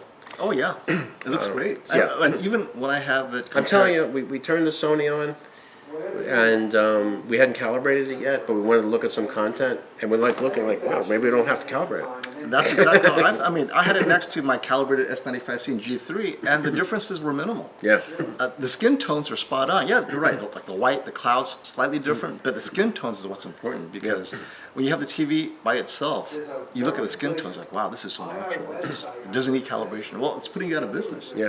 What are your thoughts on Sony putting out? Sony's targeting calibrators. No, they're not, but they're trying to do a better job. I mean, the bottom line is that, well, I'm not really an expert to speak to this, but I mean, there's obviously, less and less people calibrating these days because the sets are getting better and better. And it's also the economy. There's a lot of different reasons. A lot of people even know what calibration is, right? Right. So, I'm in favor if the manufacturers could do a better job from the factory and get the sets in near perfect calibration. I think retail, I'd rather see that. Now, for business, like post-production houses and business clients, totally different story. You have to have calibrators, and that business hasn't changed, right? It's, maybe even growing, right? So, you definitely need it there because you have to have a reference someplace, right? But in residential market, it's changing. It's only anybody's guess what's going to happen, in the near future. Maybe, people say maybe the sets calibrate themselves. I don't know. I think you bring up a good point about Hollywood needing this reference set. Yeah, you have to. So first of all, Hollywood doesn't use TVs. So first and foremost, right? They use a special monitor, and then But they also have a client monitor. and they double check with the client monitor. And so the thing is, which client monitor do you use? And I suspect the A95L will be the new client monitor. My guess. Well, the LG is I generally use now, but again, what Adobe Vision what is- about this Lambda Scientific unit, right? This new one that's 55-inch. That is definitely a client monitor, right? So maybe we'll see. Hopefully we get it next year. Yeah. I think they're closing the store. John, you just look for an excuse. And by the way, if you I need, gotta get my bottle of water. if you need a Hang on. break, go for it. Let me answer some questions. John may not come back. We may have pushed him too I'll come hard. back for a minute. All right, so let's get some questions real quick. You guys are awesome being so patient. Okay, so here's a question. Game enthusiast. Can't wait for the A95L to finally release. When does Valve Electronics start shipping? If you don't mind me asking. 55-inch, excited to attend the shootout. Oh, yes, game enthusiast, you're coming. Robert, you there? Yes. When are you starting to ship the 55-inch A95L? Actually, you know what? You can come and sit down. I think Yeah, I why wore, don't you do that? You I burned me wore out John out. John's like, I was promised only 30 minutes. Where's Brian? Where's Brian? Where is he? Anyway, we're supposed to be here by now. Exactly, right? Anyway, guys, nice talking to you, and hope we answered a lot of questions. And there's going to be more interviews with other exciting people. Other exciting So stay people. tuned. You set a high bar, my friend. Yep. Here comes another one of these exciting people. You want me to sit down? Yes, come on, sit down. Right, have a seat, my friend. Hello, everybody. So this is the camera, Yes. and we are the 2023 TV Shootout founder. How long has this been running? Well, although this is our 20th year, it's actually 20. technically the 19th publicly because we missed Wow. 1 year during COVID. Sure, but So it's 19, it's 20 years, but 19 events. So you started 20 years ago. 20 years ago, yes. Who was the first winner, if you remember? We have a YouTube page that has all of that on it. If you, I was going to say, it's going to They, say were- they, were, Shooter pla- Tron. they were plasma TVs. Now, Game Enthusiast, he's going to be attending. Can't wait for the A95L to release. When does Valve Electronics start shipping the 55-inch A95L? So we've been shipping 65-inch for a couple of days. Sure. And 55-inch is going to ship October 9th in very good quantity. I'll have Yes, tons and of well, them. while we're at it, let's cover the sizes. So 65 inches is shipping now. Shipping now. 55 begins on October October 9th. 9th. And what about 77? The people with a little bit of extra money. I haven't Okay. even got mine yet, so. Oh, sorry. Right. John's next in line. So if you're ordering a 77, you have to I haven't got mine yet, you have to wait. October 2nd for the first allocation. 180 pieces. John, are you in that 180? I don't No, think so. you're in the next allocation where we're getting Wait, 500. You've already Could sold you out. imagine that? Could you imagine? Not even in the first allocation. No, I'm sorry. You know, it's like he has. So Robert has a list of friends. John, you're 181. You just made it. You made the cut. A week of October 9th, we're going to have plenty to take new orders and ship them. 77 inches. So Is that that, that allocation? you're in that one. I got extras. I got plenty left over. Okay. I'm glad you asked that. I was hoping Robert would say no. You're in the third allocation. You're number 1002. Yeah, October 9th. So 10 days from now, we'll have an unlimited supply of 77s, 65s, Now, and 55s. let's go over the prices because a lot of people are just joining us and they want to know, okay, these TVs are selling off the shelves basically, Yes. but they're expensive. Yes. What kind of deals are you offering? Because I know it's just being launched. Well, There's not it a was deal. actually you that motivated me to come up with a better deal. If he's out in the street holding up a sign, we'll work for food, it was my Yes, fault. That's right. And so we have a launch promotion that's exclusive to our company with a 5% store credit. And so let me explain the 5% store credit. That can be applied to extended warranties. Yes. You sell sound bars? Yes. So if you guys go on their website, electronics.com, and look at all the other stuff you might want with your TV, a stand, furniture, Yes. right? Speakers, sound bars, anything there, you can apply the 5% credit to the purchase of that. Yes. And this is my favorite. I really like the audio on the A95L. The HTA9 is now discounted. It's crazy I good. strongly suggest you match it with the HTA9 with the SW5 subwoofer. Yes. That could be it. I So- mean, now you got immersion, Yeah. and it's going to combine a matrix with the A95L. I'm glad you brought this up. We can do a commercial together. That's what we're doing right now. aren't Okay, we? good. I didn't know that. Well, we're here at So, Electronics. So.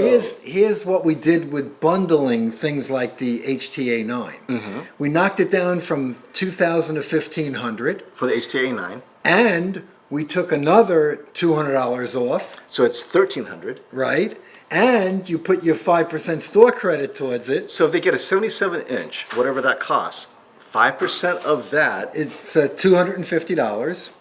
and so And now we knocked it down 500. Then we knocked it down another 200, and then we knock off another 250. So this is pretty the soon deal. I'm going to owe you money to take it. don't say that too loud. So definitely 77-inch, 65, 55, if you want the immersion. Now, it's definitely loud enough, right? Yes. But for me, what's missing is the surround. Yes, If you don't need a subwoofer, I think the surround gives you that immersive effect. Absolutely. Adding the SW5 is that tray on top. Don't get it with the SW5 yet. Just straight up HTA9. See Very if you like true. it, if you need it. If you need the extra oomph, no, it's called Right. Robert, send me the subwoofer. Right. But I think it's cool that it's already discounted. I mean, that's Yeah. already great, but the 5% and free shipping across the continental free US. shipping across the U.S. And in Love it. most places outside of New York, we pay the sales tax. That is So the you don't other, pay tax okay, so either. That's the other discount is Robert is going to shoulder the sales tax. Yes. So if you're in a state that has sales tax and you're not in New York, You're not going to pay it. I think together Take care of it. you'll probably have the best Black Friday deal right now. And this I is would why say it's selling so. off the shelves. I mean, this Yeah. is what I've been telling people is if you want to get it with stuff, accessories, furniture, it doesn't matter. You carry salamander. Oh, yeah. You carry chairs, right? So speakers, you Yeah. have the focals. Yes. You have BMWs. Yes. The Cantos Yes. right here, right? Yes, Cantos yes. right here. I mean, it's so easy to spend money here. You got Techniques. I Yes. love their integrated amps. Yes. It's like a kid in a But candy one store. thing we did in addition, when this is from you, you made me do this, is that we I'm put gonna be together blessed. some very, very aggressive bundle promotions. Well, this is what I told Robert. When I called him, I said, Robert, you understand I just bought my A95L from Best Buy. That's Mostly right. because you didn't have it available. That's right. You need to do something because Best Buy is going to sell these like crazy once people start seeing it on Yes. Shootout and all the Yes. reviews, you really have to be competitive because it's Yeah. not enough that, oh, Best Buy, I'll sell it too. But Best Buy's not doing bundles. Yeah. And it's not being subsidized by Sony, so you can Yeah, actually... we went crazy aggressive on the bundle promotions for headphones, for sound bars, for all kinds of accessories that you would want that were perfectly matched and we hand-picked. Do you sell PS5s? Oh, yeah. No, I'm sorry, Oh. not. But I think we will be authorized for PS5 short. That would be a great bundle. Yes, it would be. Because I think the A95L, I've been testing it. You guys saw my comparison with the gaming. It's fine, right? I mean, if you guys are enthusiasts, obviously you know what TVs to get. But for PS5, it's... You want to bundle that. You really do. Bundle that. Yeah. Definitely. Very true. Okay, so we got a couple of super chats since you're here, Robert. You have a lot of fans. Let's see here. I'll take Alma. Thank you for the super chat.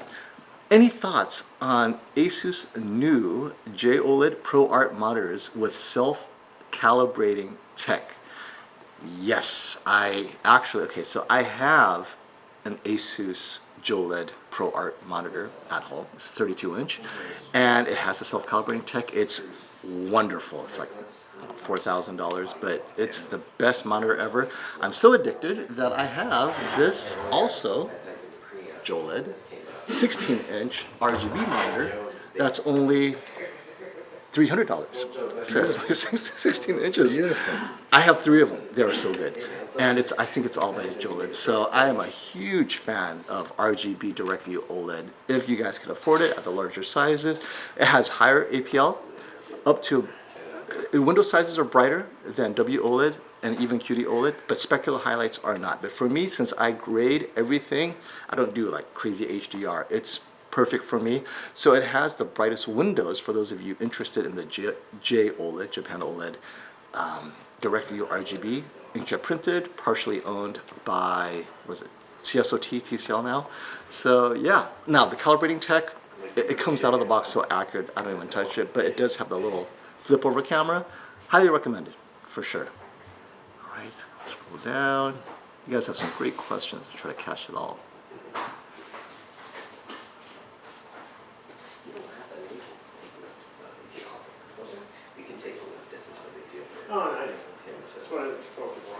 Oh, people, are there any tickets available? People are asking. Yes, we still have, I think, 3 or 4 seats available. So if you guys are here, you guys want to attend, if you're close to New York City, you're willing to fly in. Yes. Email Robert. It's on his website, the electronics, right? Yes, valueelectronics.com. Send me an email. Send him. He reads all his emails. And how much is the tickets? It's $100 a day for a ticket, and there's 3 or 4 left. And it includes breakfast, lunch, and dinner. It only pays for the catering. That's all it's for. Yeah. And you'll get a very, very, very nice gift bag worth more than $100 before you leave. Oh yeah, it's got cables. It's got we everything. got the cables we got alone. a very nice gift Yeah. bag. Yeah. Yeah, for sure. So all And the attendees are getting a gift bag. now, Saturday tickets are still available. Saturday and Sunday are And available. Sunday, so 4 make sure. seats. There actually are 4 left. Oh, but the 4 they cover both days or only one Yeah, day? it's $100 per day. Per You day. pick which Which day day? you want, or come both. for So Sunday $200. is the 85-inch 8K. Yes. And Saturday is the 4K TVs we've been talking about. And I'll be there both days, so you'll Yes. see me both days. But definitely, yeah, come by. Yes. Absolutely. Very So there are good. 4 tickets left. That's it. That's it. Yeah. We're almost sold out. You should better check your email in a few minutes. Okay. So, Fresh Life is saying she wants to buy the UX, but they don't sell it where she lives. We sell it and we ship it nationwide. So Free if shipping. you're in the US, right? Yeah. If you're in the And US. you know, it's right now available on Amazon for $10,000. We sell it for $5,000. UX, really? Yeah. They must be shipping it from China. That's So our price is $5,000, all in delivered nationwide. and that's the same thing as you're paying the tax Yes, outside of New York. that's correct. Do they get 5% credit? No, I'm sorry, not. They didn't give us much markup on that one. It's gorgeous, and we're going to have it at the TV Oh, I know. Shootout for everybody to see. That's another thing is, don't make your decision now. I mean, Yeah. Robert's got a bunch of them. So watch the shootout, see how much you like it, for sure. Now, people are asking, is Valley Electronics the only store with the 85-inch X95L? Because I know Amazon, I don't see it. Best Buy, I've been looking, I don't see it. It's only on select custom install retailers, very few select. And So you it's are not a in, select custom and we person. are one of the select that got Selected. selected. Yes, Aren't you a Sony Diamond dealer? we are a Sony Diamond dealer, which is their highest level. So Hamza, if you have local dealers you want to cater to, call around, but it has to be an installer, integrator, Yes. and maybe a Sony Diamond Yeah, dealer. it would Call be around. at our store at Crutchfield, Worldwide Stereo, places like that will have it. The real high-end, good retailers. Yep. That's what, and of course we have it. And how well are they selling? Or is everyone taking They're that money? selling great. Well, it's getting such great reviews. It sure is. It's a beautiful TV. We had it on display here up until just packing it up to take it to the event that we're doing this weekend. Yeah. It's gorgeous.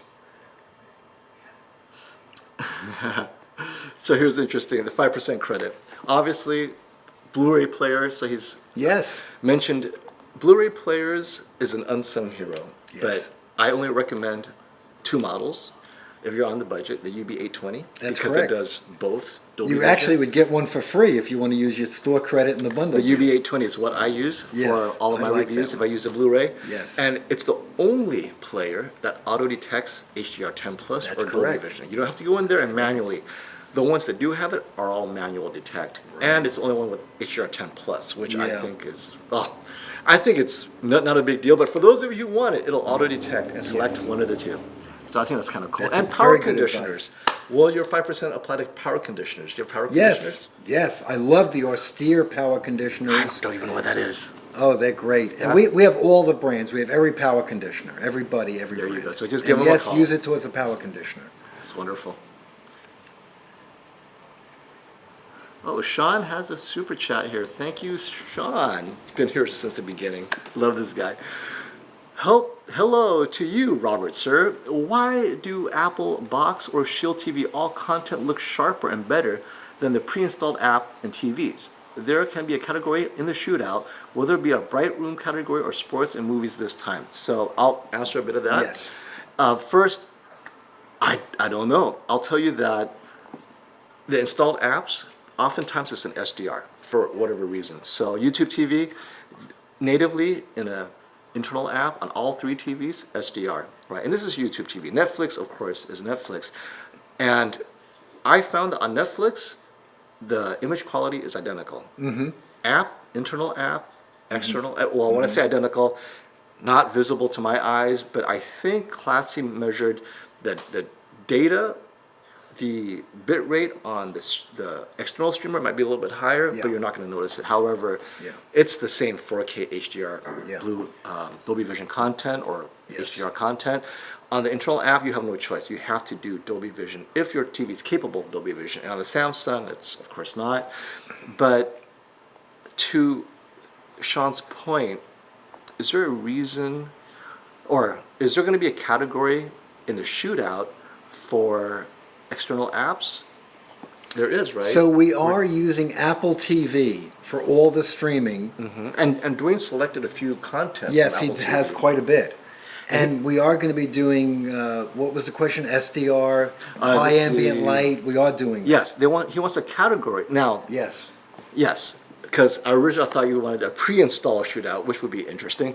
But I think the external streamer with Yes. the Apple TV, which is right now, it will be a very popular streamer because Roku looks like they're backing out of the market for external streaming, and Google always backs out of the market. After they realize, it's not worth it, they'll just stop selling Chromecast. We don't sell Apple TV, but it is the best streaming device. It is. I love all of their settings. Yeah. Now, will there be a bright room category for sports and movies this time? Yes. Yes. It's called Bright Room HDR Preference. That's correct. And reference monitor That's is correct. off, and Classy and I had a long talk about how we're going to do it. That's and right. then Brian and I, we're going to have fun with this. So even after the judging is done, we're going to go in there and play with different modes because we still want it to be in its most accurate mode possible in a bright room.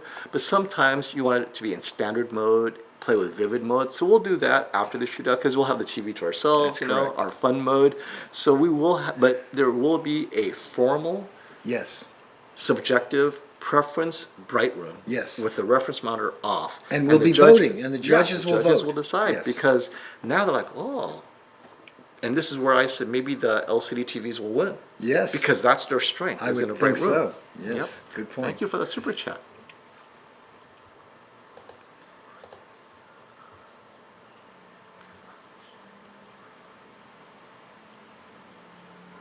Okay. And you guys have such great questions. Going through them.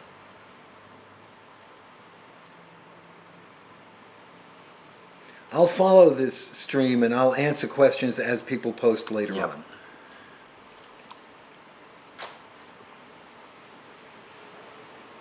Wow, you guys are killing it with these great questions.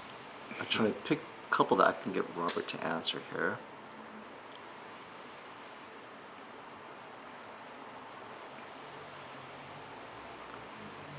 Thank you for the super chat, Ahmad. Magnetar UDP 900 Blu-ray player is the top dog. Plays all region disc as well. So that's another thing that Yes. the Magnetar, I know they can't really advertise it, but they are kind of like, they have a mode where it's region free and you can play it, but That's it's something that you have to know. If you know, you know. And you can use your store credit to go towards paying down the Magnetar. How much is the Magnetar? It's not cheap, but how much is it? $29.97, $3,000. Really? Is there only one model? No, there's an 800 and a 900. The 800 is $15.97. And the difference between the 800 and the difference between the $3,000 model and the $1,500 model? Well, I have some explanation on that that's more detailed on our website. So, or I'll come back and post it. And generally, is it audio quality, preamps? The audio is one of the things. They use the Oppo 205 DACs and processors, and they put two of them in the 900. And so you have the dual channel. Yes. Got it. They did a Got good it. job on that one. Okay. And That's so ultra high end. So for video guys, take the $1,500 one. But if Absolutely. you want, right? But if you need Yes. the audio and everything, That's of course, correct. you're paying twice. Yes. Yes. All right.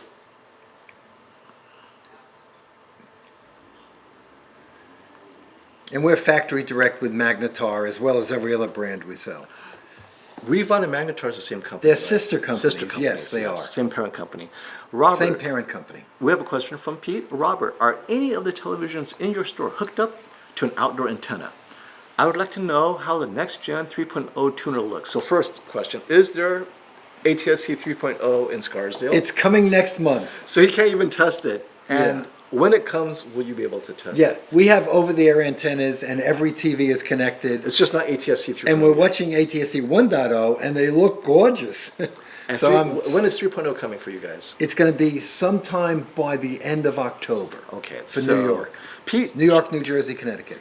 check back in a few months and we'll see if it Yes. makes a difference. Because for me, I know a lot about it. It's world class. my disappointment is Everybody needs an antenna. I'm sorry. my disappointment is in certain parts of California, it's ATSC 3.0, but it's really ATSC 1.0 content. So the broadcast, it's the container, but it's Yeah. still 720, whatever it is. SDR, They're not going to do that here. They're Okay. not doing that. I spoke to all the. I'm excited I- then. I came out of TV broadcasting. I've spoken Yeah, I to all know. the engineers. Good. So I got an inside track on this. Google where products go to die. Yep.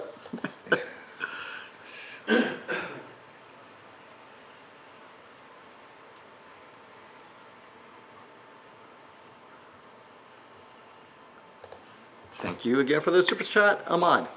May I suggest you test the latency and the effect on picture quality when streaming PS5 directly to the A95L? Interesting, Ahmad. I have the PS5. I will check that, but let me know exactly what content you're looking at, because if I'm streaming YouTube TV, completely different experience than Netflix or Amazon. So what apps on the PS5 are you looking, or is it just YouTube, right? So I guess you're watching me. I'm stuttering Yes. like crazy on the PS5. Let me know. I love the ultra high end. That's what this store is. See, you don't see the whole store. Yes. I'm surrounded by ultra Yes. high end. Well, and it's because your clientele. They walk in with Well, a, it's a because- bag of gold. And Yes. It's what because can it's I my buy? personal interest. This is my lifetime hobby and Oh, yeah, career. right. And it's because we have a lot of followers from the TV Shootout for 20 years. And so this is our little niche in the world.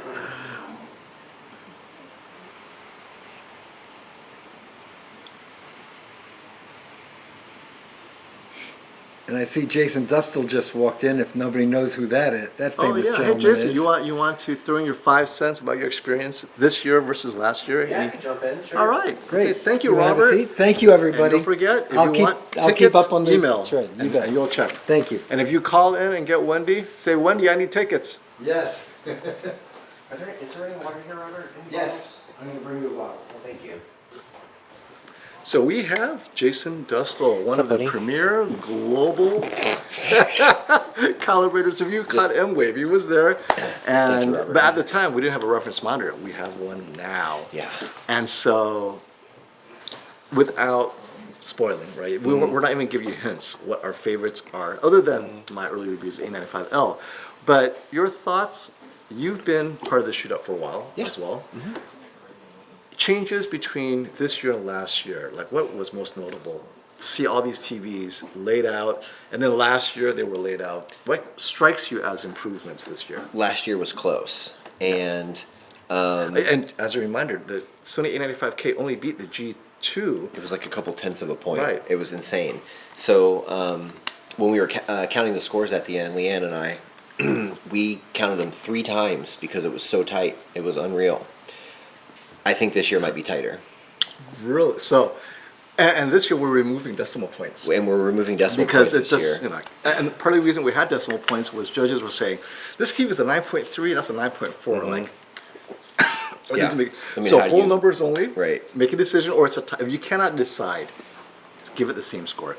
And so we kind of simplified the scoring for the judges where they have to commit either one's better, but if it's not better, then it's the same score, whatever Right. that is, right? Yeah, we're at a point now with some of the heavy hitters where we're staring at pixels. I mean, I remember. it's just to that point now, and Robert may have said this before, but it's something that he would say is they're all. Remember in Happy Gilmore when Shooter McGavin does that speech and he's like, "No matter what, we're all winners here," whatever that silly thing was. Yeah. That's how I feel about it. I mean, there's not a bad TV in the room at all, and depending on your budget and maybe certain feature sets that you like, and you could even come down to some people which remote they like. I've had people pick a TV based on that before, so you're not going to get a bad one for sure. So let's put you on the spot this way. If you were to bet instead of over and under, a likelihood of a tie or a winner by more than a point or more than 2 points. So you have a winner by a margin of 2 points or more, or a tie. I would put money on there's not going to be a blowout. Okay. There will not. So the be a margin will be blowout. less than 2 points. Maybe even tighter than Even that. tighter. It's And yeah. without decimals, It's crazy. it'd be a 1 point, which means your use case will determine it, because I think so. the scoring will be against a reference monitor. Right. And if they don't have a reference monitor at home, will they be able to tell? So that's another thing. That's the whole point, So, right? Like right? we are so picky at this level, and you're exactly right. I'll give you an example. I still have a 65 C8 at home, and it rocks. I recalibrated it fairly recently, and it's still an awesome TV. And my dad, who's an enthusiast, but he doesn't really buy really nice TVs like that. He comes to my house and watches them. So this is what a good TV looks like. Yeah, but over the years, he's always gotten my old TV, right? So at one point, he had my Samsung DLP.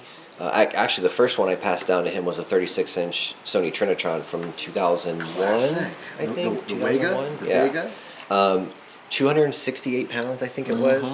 And when my roommate and I moved it into my house, we put it on a rug and dragged the rug across the tile floor because the I TV think was I so had heavy. that TV. It had the speakers on the side. Yes. Yeah. So there was that one, and then a Samsung DLP, and then a Samsung Plasma, and I think those are the ones that have gone down the line. But he saw my 65 C8, and I played. I think I played Planet Earth 2. Which one? There's a bird diving into the water like this. Planet Earth Cities, Planet Earth 2. Yeah, and the splashes and the reflections off the splashes of water and stuff. My dad was like, "That's the greatest thing I've ever seen in my He's life." just gonna watch it on loop. Right, exactly. And, of course mine's calibrated and stuff like that, Sure. but he has no frame of reference, which is exactly what you're talking about. And the so thing- to him, that's the greatest thing he's ever seen. And And, the to us, we're like, man, it's pretty good, And what I love about that scene in particular is it's an OLED. He's probably enjoying it because it's OLED. Even if it wasn't calibrated, it Right. would have had that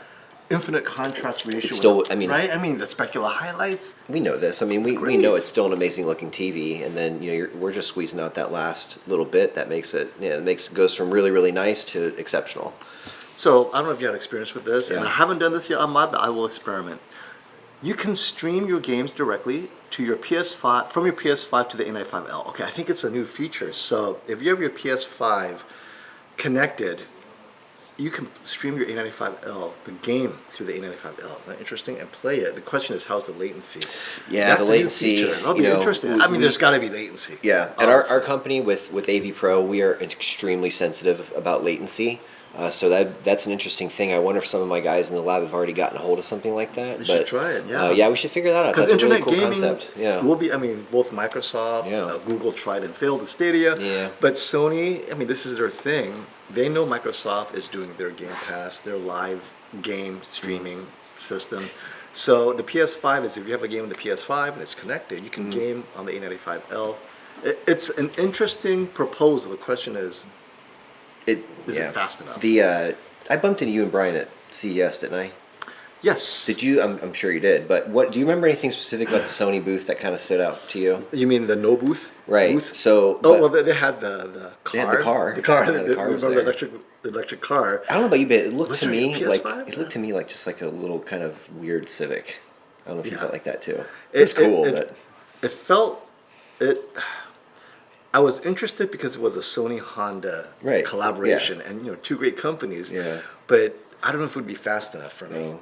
You know what? Did you see the Dodge Challenger though? The all electric Yes, red Dodge Challengers. The Challenger Get electric outta here. vehicle, and I would love if they let me tune the sound to anything I want. That would be cool. So that way, I could get a Ferrari. I could get Darth Vader breathing. I would just do some like guitar riffs. Yeah, You stomp right. on the gas pedal. That'd be awesome. I think Tesla got fined for playing. There are a lot of people who play audio through their car. I thought it was in the farting. past. Yeah, well, yeah, You could honk whatever the you horn want. at farts or something like that. Yeah, it's ridiculous. Leave it to Elon.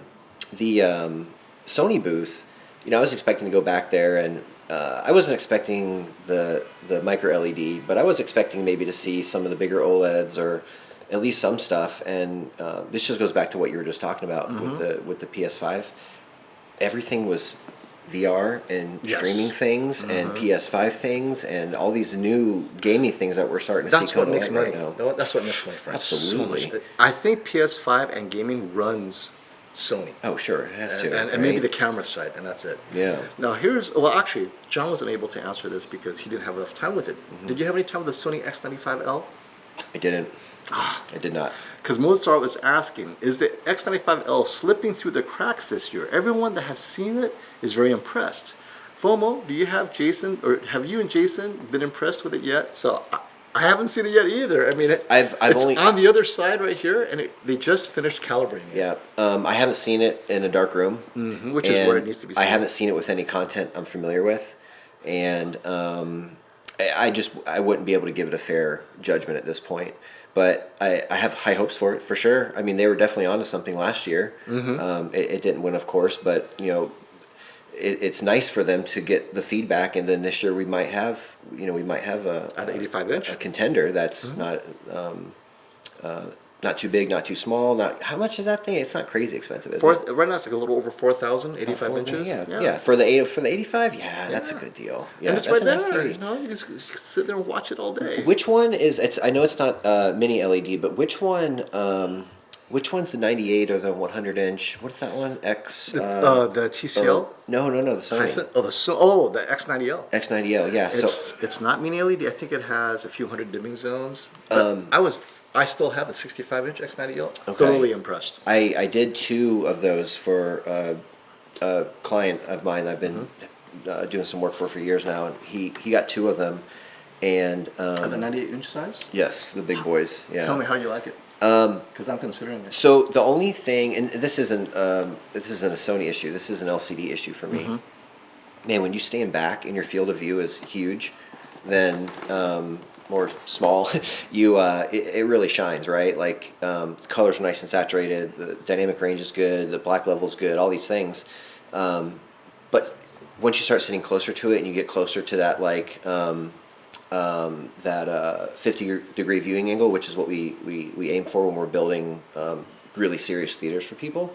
It's LCDs inherently have viewing angle problems. We all know that, Yes. right? And what's interesting about a screen that big is you want to sit close to it, but there's off-axis problems when you're looking in the corners because the screen's so big, right? Okay. So now you're making me have second thoughts. So you're about how far? 8 feet away from the 100-inch? 10 feet? 1.5 times the screen height, whatever Okay. whatever that, or no, 3/4. Sorry, we're doing 4K now, so Yeah. yeah. So it's honestly it's very close. And so you saw the viewing angle issue just by sitting dead center. just by The edges? sitting close. Yeah. Now, Really? as soon as I backed up, and 50-degree field of view, Too close. it's kind of where you want to be in most cases, for 4K at least. You start Wait, backing. let's stop right there. Hear Yeah. that? 50 degrees. A lot of people are complaining about degrees. 43 degrees. Yeah, 50 degrees. You're even closer. Yeah, So now, right. let's say at a 100 inches, that's more like 9 feet. Yeah. 8.5 feet. Right, exactly. We're doing working on a recommended practice paper with CEDIA right now. CEDIA, if you guys aren't familiar with it, is Yeah, Phil Holland's going to talk to us about that when he comes tomorrow. perfect. Yeah, so we're writing this recommended practice document where it's called immersive video design. So the whole point of the document is to teach integrators and give them tips on how to build really good rooms for theaters, and just give them tips on 50-degree what they should be view doing. is a whole, It is. It's life-changing. So the way we're doing the recommended practice paper is we're doing like 4 levels of performance. And what's interesting about this, these integrators all over the country and all over the world now, CEDIA is really spreading, but we have the CEDIA Awards at the end of the year, and everybody submits these high-end theaters, and they go through judging, and there's calibration reports everybody has to look at, and the best one wins the award for the year. And we wanted to change that so that anybody could do it, right? And we didn't want the award winners to just every year just end up being the most expensive systems. It's just not fair for everybody else. We want everybody to be able to earn these awards, right? So we started off with a level 1 performance, And this is both video and audio, or just video? so there's 2 papers. Okay. I'm co-chairing the video one. Okay. The audio one was just released. If you go to CEDIA's website, you can actually download it for free. It's a really cool I'd rather paper. hear you say it. But what's I don't that? want to read. It's like, Oh, I'm yeah. into audiobooks, and this is my audiobook, so Yeah, go forth. I hear you, man. So we're writing these recommended practice, and what we wanted to do is, you could have a 77-inch OLED TV sitting the proper distance in a well-treated room, nice and dark. You could have even a sound bar that's tuned properly, and the room is treated for audio in such a way that you could build maybe a budget system and still win a CEDIA award, which is really cool. So this is level 1. This is a level 1, yeah. And then, level 2, level 3, those get a bit more, the rules become a little more stringent, So- you might say. Because I know audio is the whole thing, but for video, what separates 1 and 2? So the expectations of system performance. Which would be color accuracy, HDR. All this stuff, like when it's just like when you're shopping for a TV yourself, right? You have your tier 1 TVs, which are great and they're very good at a lot of things, and then you go up 3 or 4 steps, and now you're at the high dollar stuff. So level 2, we're looking for more contrast in the system. We want at least, here's the thing about contrast ratios. I could talk about contrast ratios for an entire day. So in a really good system and projection, what a lot of people don't realize is once you get past about 80-1, the first 80-1 is really the hardest, and after that, the differences get smaller and smaller. So we have all these contrast ratio recommendations that we're sticking with, and these are just based off of what we've seen in the past and what performance is the system's capable of, and Right. we're at a great point right now. Our systems are just so good. With OLED, infinite contrast. Right. So the contrast ratio numbers get a little bit bigger. The And how this is, accurate. This is not limited to projectors. I mean, you're talking. Oh no! We're doing the whole point of the paper is immersive video. So this could be a dedicated theater room. This could be All right, light control, so you can yeah, the room. right, exactly. And that's what that paper is all about. Is we want to help integrators, sell the best, solution to their customers, and to be able to come in and, have them just really blown away by the system. And that's really the difference, right? I mean, you guys know this. There's a big difference between turning the TV on and just that's it, versus let's turn off energy savings. Let's put it in a better mode. Let's set white level and black level. That's 75% of it right there. Right. It really is, right? And most content is under 500 nits. Forget the whole 1,000 nits. I mean, you have to get the first 500 nits right. Right. Most of your videos look great. Yeah, you're exactly right. So that's the whole point, man. Is we're trying to give everybody an opportunity to build an award-winning system, but they're not going to be able to build an award-winning system if they're not designing the rooms well, and that's the whole thing. It's just CD is such a great organization because it's all about education. They're an education company. That's what they do. So many props to them. It's a lot of hard work goes into it. We have these calls every Tuesday for an hour, and sometimes we'll spend the entire hour debating over a sentence. Seriously, like the wording has to be right, and so anyway, end rant about that. But yeah, I mean, I'm excited, man. This weekend's going to be awesome. I have some predictions that I'll keep to myself for now, And we'll talk about those predictions during the actual shootout because this is the time to talk, and the judges will be out of hearing. We'll be talking. Yeah. We'll bring the judges in, what they think, send them out. So we're going to have a good time because I think it's important to get context from the judges themselves. What are they looking at? What impressed them? What didn't impress them, right? Because each person notices something different. Like, I'm so attuned to specular highlights and the gradients, but then Dwayne was very attuned to shadow detail and shadow color, and he was drawing my attention. Oh, I didn't see that. Yep. And so, each of us has a blind spot. Now, which TVs were you most intimately familiar with over the course of the week? I'd say the LG number one. G3? Yeah. I've worked on bazillions of them. And you have an LG. I've got one at home. My old LG was a 55C7 before that. I've got 6 LG OLEDs in my office. Okay, so you're a great person to ask. The G3 this year, a lot of people are like, is it worth getting the G3 over non-MLA OLED? This G3 is this MLA OLED that many LG fans have been waiting for. Would you upgrade to the LG G3 from your C8? I mean, would it help you? Because a lot of people, if they're just watching SDR, would it make a difference? Would you upgrade, and why? If it were within my budget, I would absolutely. Yeah, let's get the say this. G3. Let's say you're shopping for a new TV. You got $2,000, Right. And the G3 is you played with it. You have the C8. Why would you upgrade to the G3? Just higher color volume would probably end up being the main driver for me, at least. Did you game? I'm not a gamer, so a lot of the things that you guys care about, G3, I don't even think about some of these things, right? Like everyone's all excited about 4K 120, and I am too, but I'm not going to see any content at 4K 120 for a very long time. Luckily, 120 is in the HDMI 2.1 spec, so we will see some stuff eventually. I don't know if Hollywood's going to adopt it, or you might have some forward-thinking Ang Lee type of director who's known to do weird frame rate stuff. He might try it. Who knows? So our enthusiasts are always looking at the latest technology. Have you heard of plasmonic OLED? Plasmonic OLED. I don't think honestly, I've come I across think Is that like demonic? Yeah, demonic. right, yeah, So John yeah. is saying, is that anything like demonic Demonic OLED? OLED, yeah. So, and Bush, I saw it in passing. The reality is, we don't know when it will show up. Because we talked about this during dinner yesterday. Some technologies are just simmering in the background, and we don't know when it's going to be released. And for all we know, LG has plasmonic OLED a year away, but they're holding on to it, waiting to be completely destroyed by Samsung. And they're releasing plasmonic OLED, right? We don't know what's bubbling in the back. I have to say this too.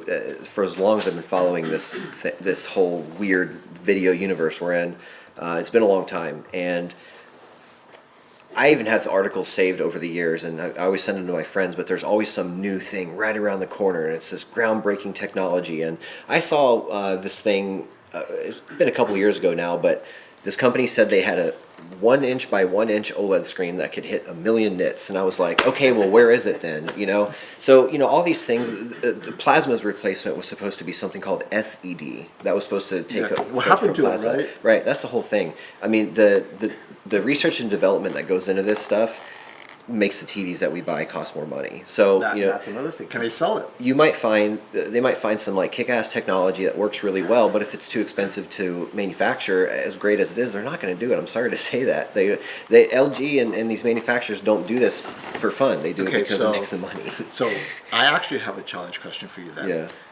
We talked about these new technologies are really expensive, but Right. they're not going to sell it. There is one in the horizon we all heard about, the Apple Vision Pro. Okay. $3,500. They're committed to making it, right? They did their big launch. Right. I was thoroughly impressed by all the demos, all the specs, and for me, it's just content watching, right? I'm not going to game it. I hate this craziness, but I have a significantly cheaper AR glasses. It's this Roku thing, just for content, and when you sit back, it's just, it's Just awesome. and then when the lights are on, it's not great. When lights Sure. are off, now it's only 1080p. The Vision Pro, 4K, HDR, much better. This is like Sony's best Yeah. OLED, nano OLED, micro OLED thing, right? The question for you is, would this replace, for the individual, because I know you can't share it with your friends, but if you're the only one who enjoys home theater, let's say, wife doesn't care, she's on the iPad, is Vision Pro a game changer for you, the way you envision how you watch movies? Assuming the price goes down. $3,500 is ridiculous, but as a personal, it's cheaper than any projector you're going to get. Yeah. I'll at least start by saying this. Apple has done a fantastic job at making their iPhones and iPads measure very, very, very well out of the box. They just do. And people are now watching so much content on these devices. Yeah. And now they're seeing their TVs that are too blue, and they go, "What's What going is on that, here?" right? Is Right? this So I dynamic mode? really, really give them props for being dedicated to accuracy. It's just really cool that they've done that. John, you have the energy? I have energy again, rejuvenated myself. You went out, got some coffee, back in. So I have a question. So if Apple could make the iPhone so accurate, why Yeah. can't Sony and LG and Samsung make their TVs accurate? That's a good question. Who's Out of the box.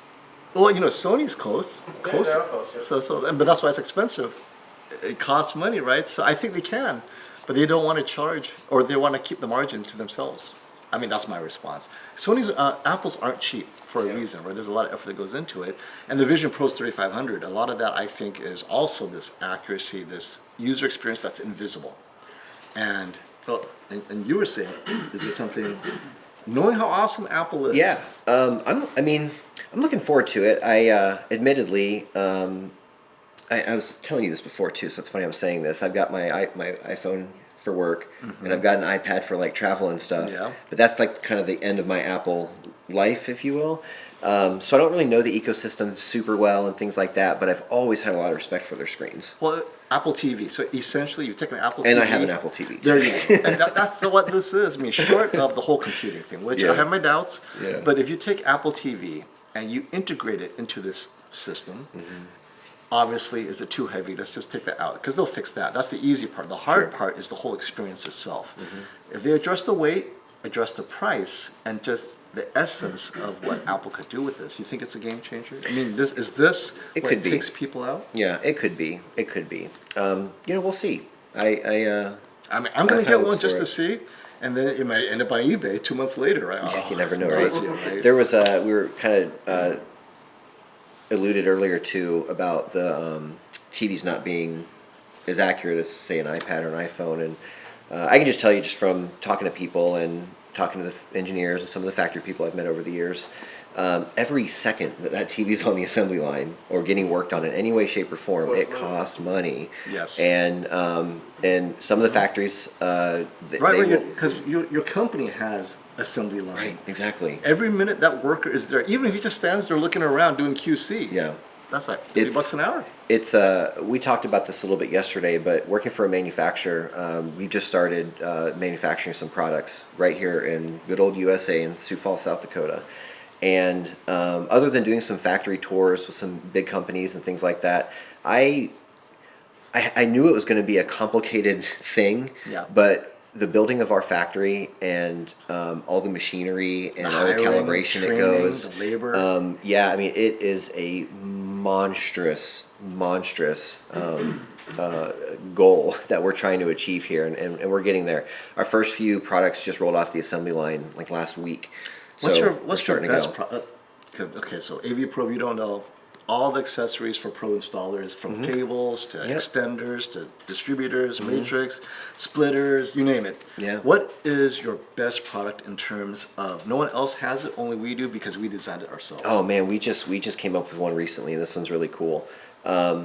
It's an audio return channel kit. So basically, what it means is I'm watching apps Okay. in my TV and using my TV as a source, but I want to send the eARC all the way back to a rack that is in a different part of the house, so I can now listen to that audio throughout the entire house. Oh wow. And I can send audio to like a sound bar that's local in the same So room you as the strip TV. you strip the audio from the ARC feed.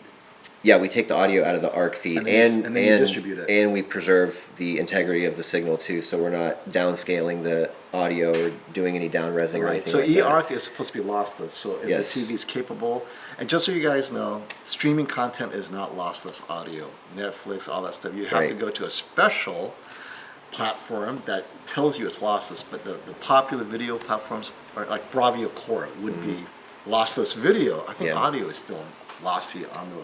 Right. So it's kind of ironic because eARC is this big thing about lossless, but no content is lossless Yeah. from the TV. Well, and the thing that you have to really keep in mind is the amount of bandwidth and difference between ARC and eARC is Yeah. insane. I mean, you're 37 megs a second with eARC and what, 7 or 8 with ARC if Right. at best, and you're limited to the number of the channels and all the high-res formats and all that.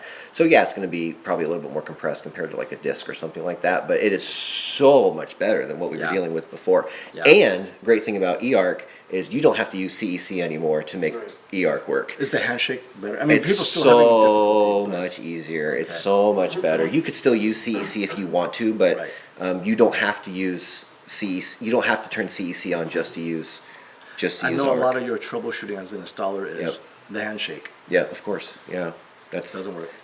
when we get tech support calls. I sit in on some of these calls, and the tech support, our top level tech support guys are in my office, so I hear them all the time and help them all the time with stuff. But the number one reason why systems have issues, and trust me, we have the numbers, are EDID and HDCP issues. Those are EDID especially is one of our number one tech support calls. EDID is the source and the TV.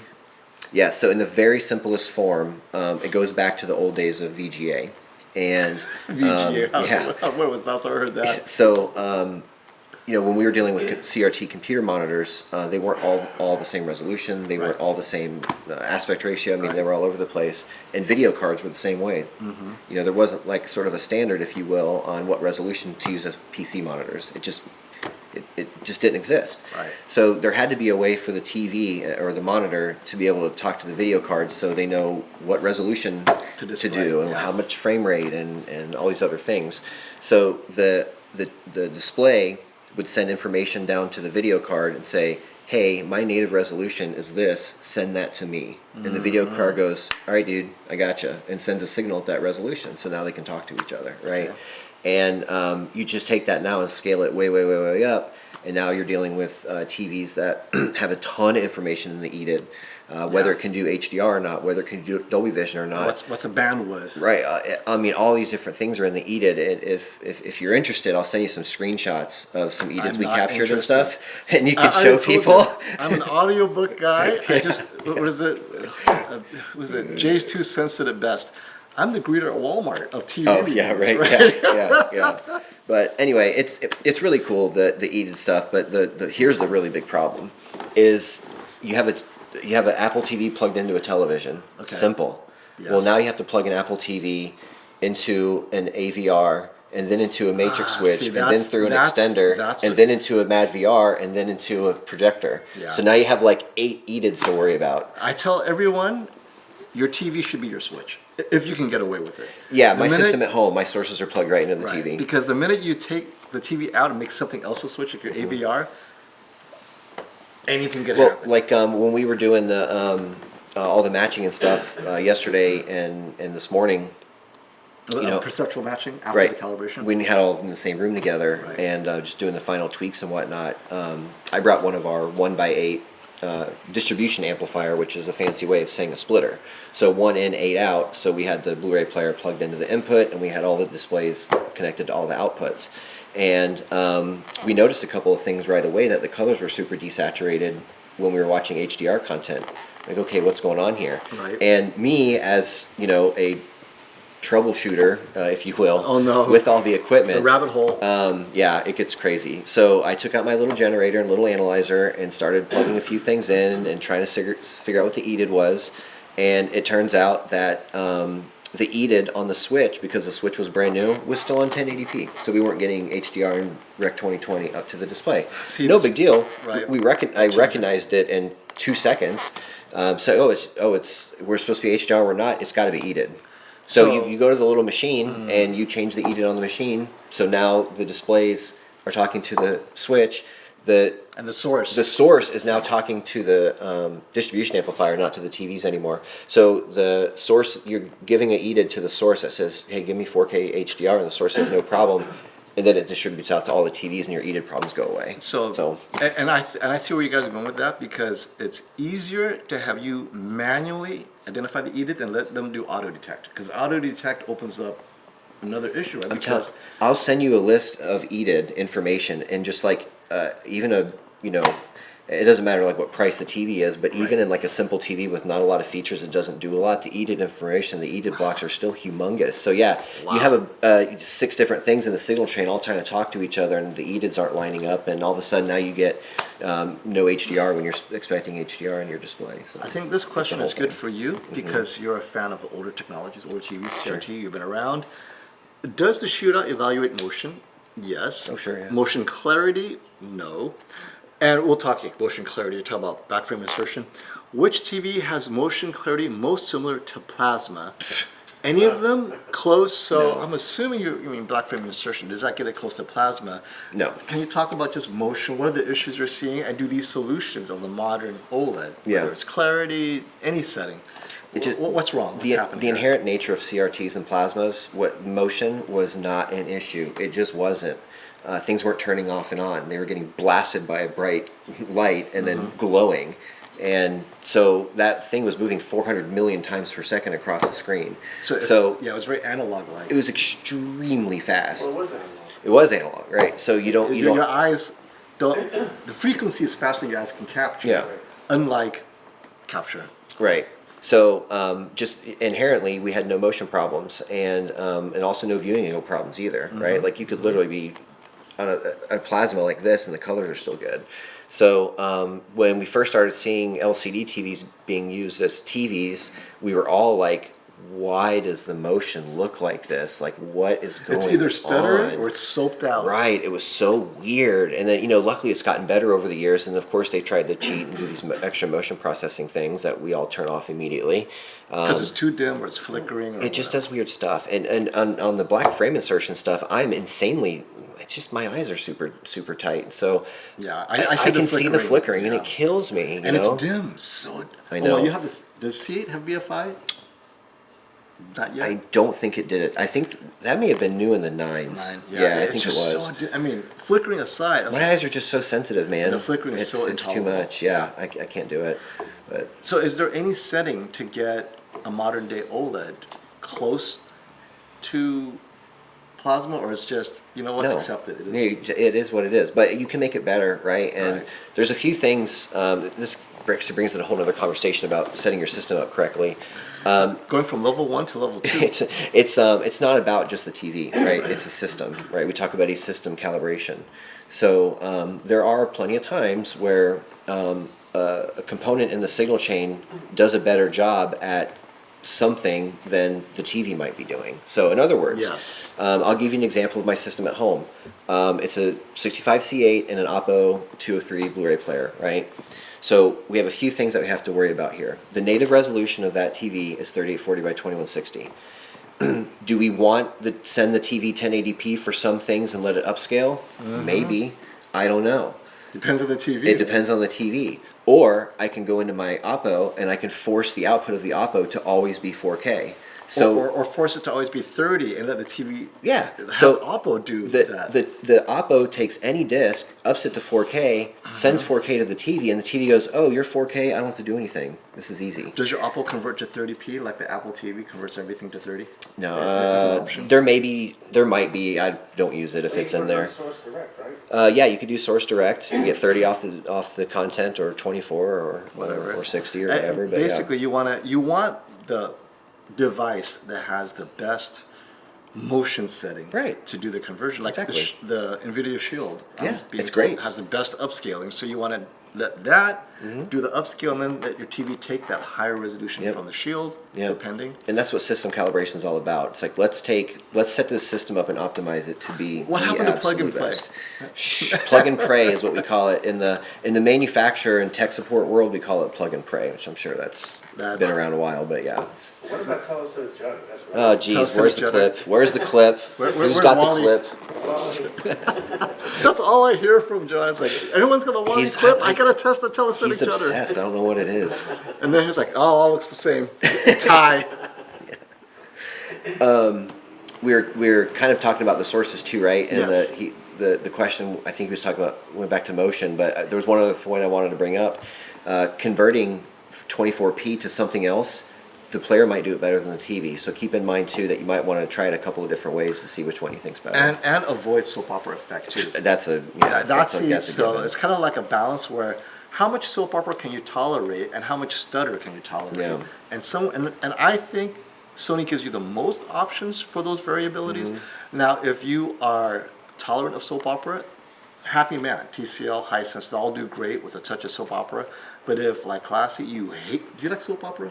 No. Okay, so you in class, I can tolerate a touch of soap. I mean, I don't like soap opera, Yeah. but a touch because stutter is worse for me.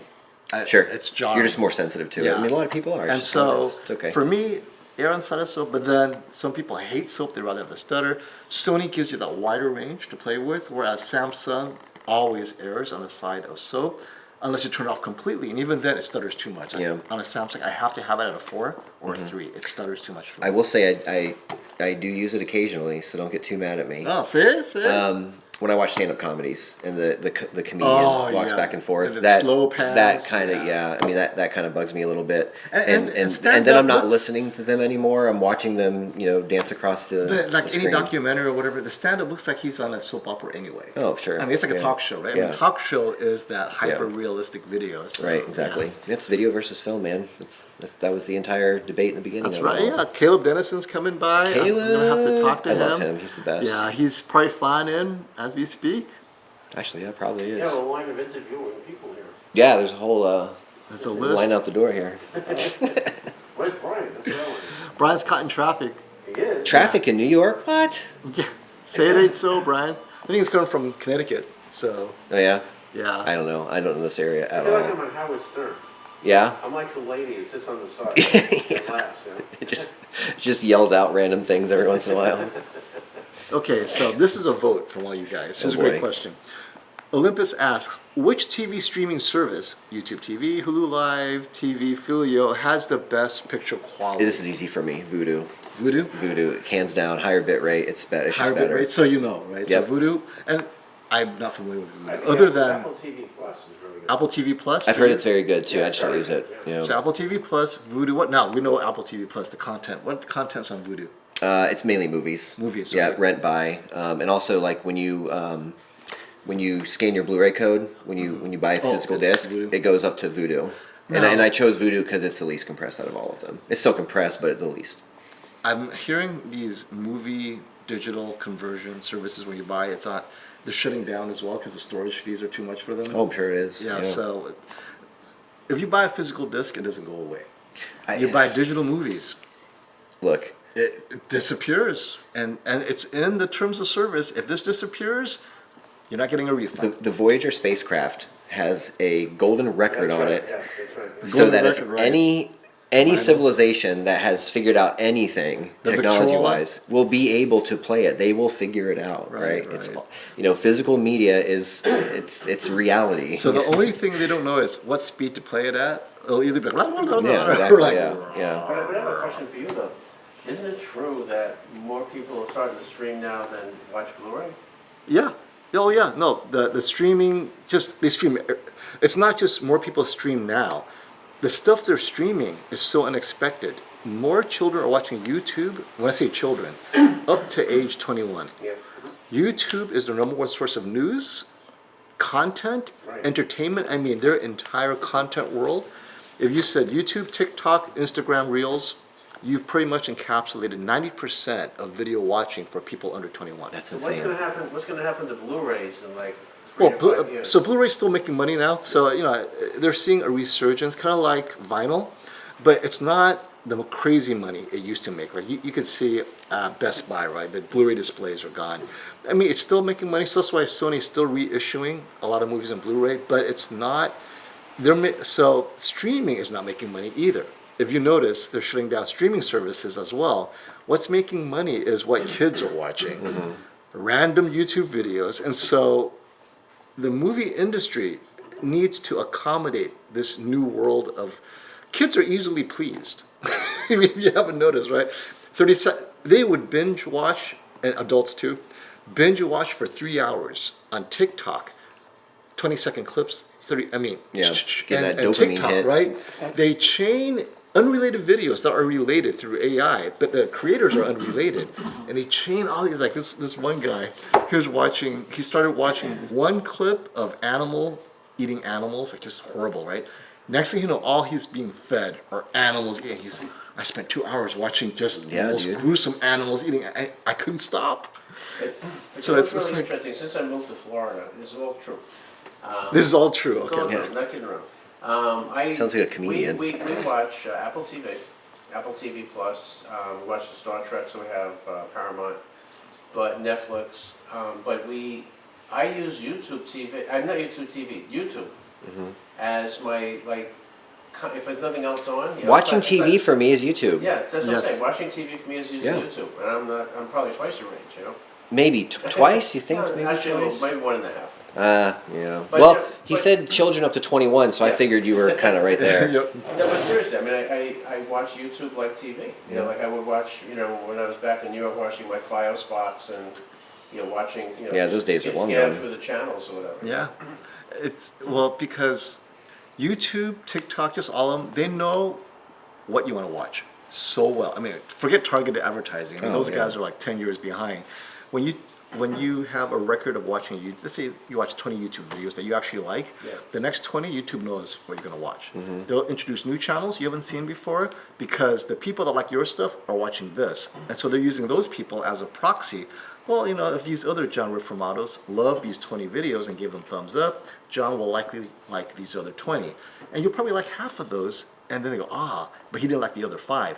And as you watch more and more, suddenly you're getting fine-tuned, which is great for you but now you're in this echo chamber. Yeah, of what now you're in a enjoying. bubble, yeah.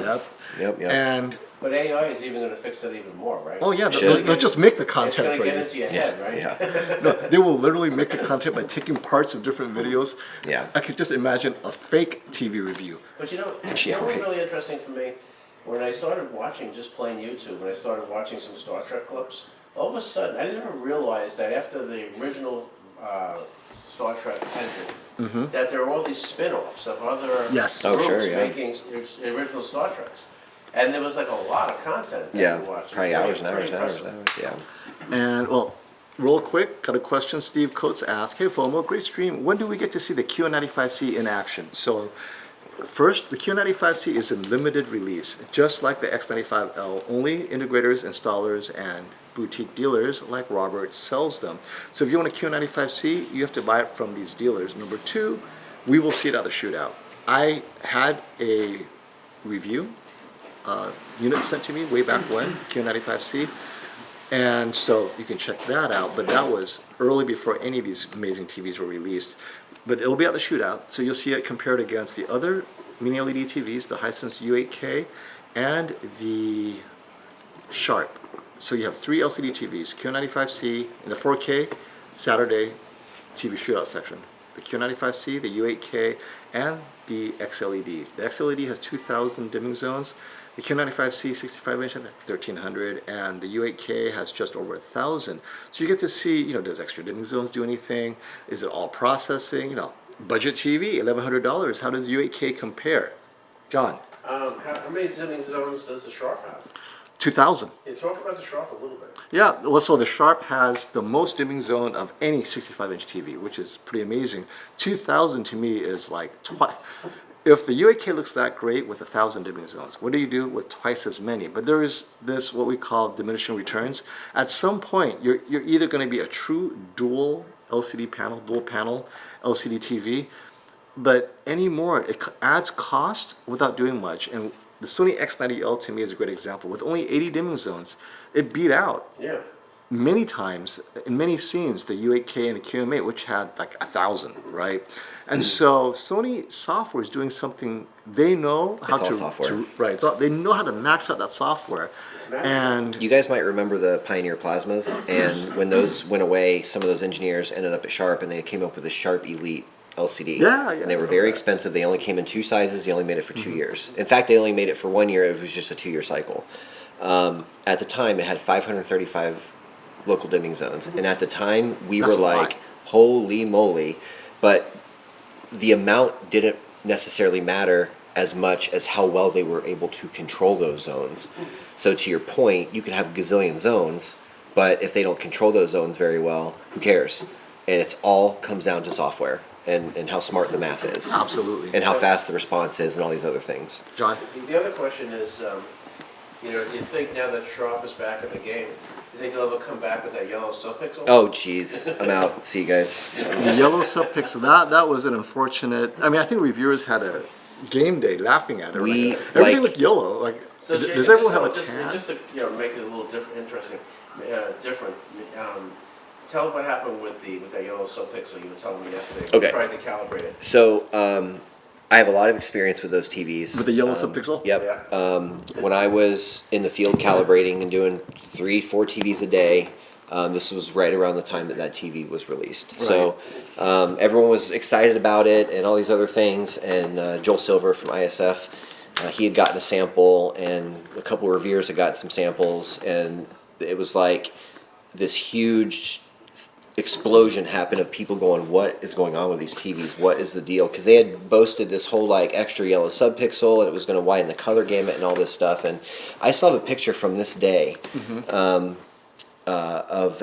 was in a big box retail store, and there was a rep there, and he was like, you know how the reps just stand there and sort of They're like pimp the TV or whatever. looking fancy in their suits. Exactly, yeah. So they're just boasting and boasting and boasting about this yellow subpixel, and they've got a CIE chart on like a kind of a flyer. This was just a 2-dimensional one. Right, with the 2-dimensional color CIE chart. Okay. And then it had a Rec 709 triangle, right? But yellow kicked way out here. And they were like, look at our yellow. Just like that butterfly behind it. And I'm like, so you guys are like happy that it's wrong? It was just a very strange Right, thing. it's like, so you could have more yellow, but if there's no yellow there, what's the point? And calibrating them was an absolute nightmare because you could not do it. Calibrate yellow. Well, you couldn't do it with the regular colorimeter at all. You had to have a spectradiometer to profile. You have to get a yellow colorimeter. It was such a weird thing, and look at what it did to them. It completely buried them. Oh, yeah, they were slinging those TVs on Home Shopping Network, and they still right couldn't sell after them. that, they disappeared. I mean, Yeah. 2015, they left the U.S. But it is good to see them back, to be honest. But now they're back. Yeah, they're back, and that's great. And a couple things I can say about the Sharp that we have here with us is the calibration controls are excellent. Yeah, really good. Every control that you'd ever want as a calibrator is in there. The controls are very granular, and what I mean by that is, you might have a range of adjustment from 0 to 20 or 0 to -20, so you have this range of adjustment. And in a lot of cases, you go like 1 click up, another click up, and there's these huge changes. And you're like, man, I wish I had a half click. What I really want is a knob, right? But I can't have that. But what I want is a very granular adjustment. So if I go 1 click it moves a little bit. I go another click, it moves a little bit. I can really fine tune it, and they crushed it with the controls. They do a very, very good job. There's a few other things about it that I would love to give them feedback on to make it a little easier to calibrate. But there's There's a handsome guy. there's a There's fresh blood. yeah. Fresh blood. The guy who got caught in traffic for 2 He's like hours. wearing me out for like Now, an hour and a half. before I let you go, Yeah, Jason, yeah. I have a question for you. Sure. And John, before I let you guys go, before the rock star sits down with his quaff, between the Sony, Samsung, LG, how do you rank them? 1, 2, 3 in order of best upscaling of TV shows, live sports events. So, TV shows and live sports, Yeah, 720p, 480, whatever, cable, OTA. We can't answer that. I can't. I mean, honestly, I can't answer it. I know what I think. I know which ones I think are going to do a really good job. Now, we I won't mean, be, they're all we going to won't do a be, really good we job. won't be But testing this at a shootout because we're not upscaling sports or live sports. Right. So we're talking live sports with sketchy connection, whatever that is. Which would you choose? so one I have to preface it with this. One thing about us human beings is we have a terrible memory when it comes to looking at a picture and then trying to remember what that picture looks like later. And it's like that your first girlfriend. She was so beautiful. What happened? Yeah, right. Yeah. So it's not like you could look at a Sony in one room, upscaling cable, and then the next day look at it on a different TV. You know, we just our brains don't remember things like that. I would have to see them all next to each other, all matched to each other to really tell the And difference. we'll try to do that with YouTube TV through Apple TV, Yeah. but even then, there's only so much we See, can the do. point is it depends on the source, right? Because if you don't Broadcast. See, the source is, let's say live sports broadcast. Now it depends on your antenna, right? The only thing I could say is reputation-wise, the Sony has the best reputation, right, of upscaling. But LG yeah. has come a long way, Yes. right? They have done tremendous advancements in that area. That they're very close to Sony, and Samsung same thing. Yeah. Right. So it's gonna be a crapshoot depending on. It's not only the type of source, but where it's coming from. There's all these different variables which will affect your outcome. So it's really hard to say exactly. But I guess, in my own personal point of view, is that if I didn't have money as a constraint and I wanted to get the best TV that had the best chance of upscaling, the best would be the Sony. I would agree. My experience, same thing, Yeah. right? Other people, different sources may say, well, the G3 or the C2 looks better.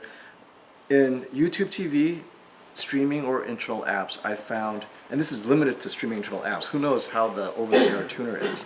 The Sony A95L cleaned it up the best. It added clarity that isn't necessarily the signal. On both the G3 and the S95C, it felt a little bit softer. S95C was even softer than that, but it didn't look bad.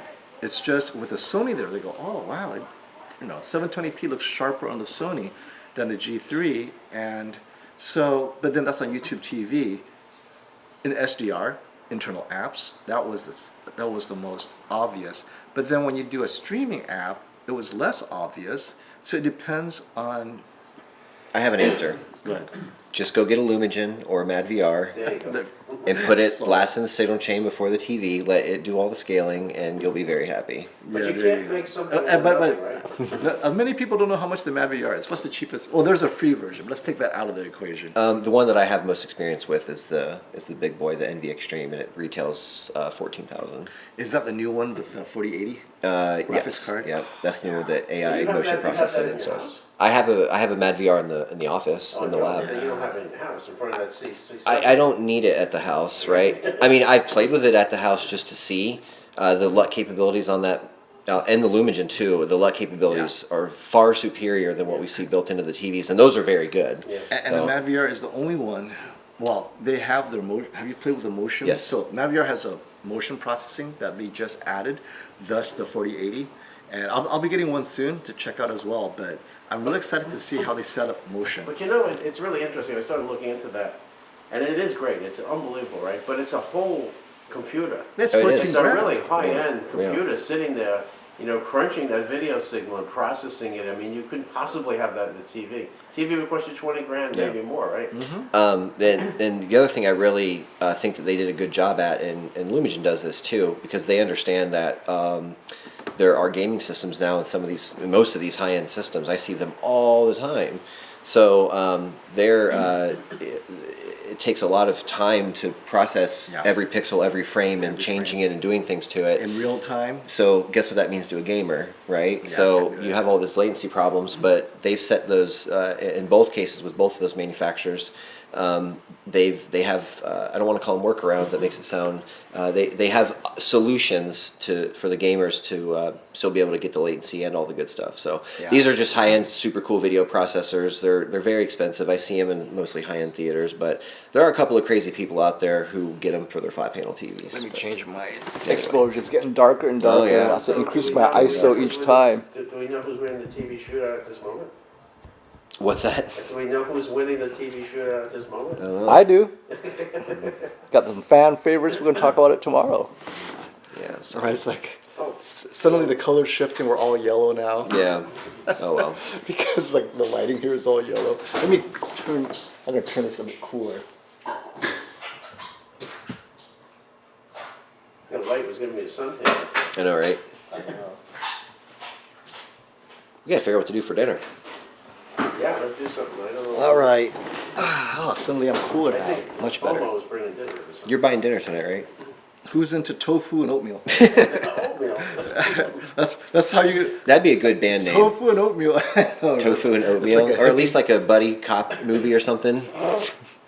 All right. Hey, FOMO, how great is the Hisense UX TV? Is it going to show in the... so how well will it show at the shootout? The Hisense UX. So we have our predictions, but this is the 85-inch shootout. We have 8K QN900C, and then we have the 4K Sony X95L, and we have the Hisense UX.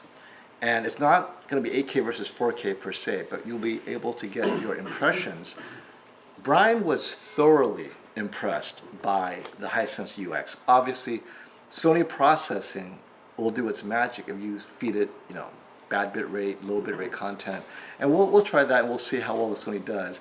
But what impressed Brian the most was that Hisense is selling the UX not as a budget TV. The Sony X95L is just over 4,000 now. The Hisense is $5,000. Right.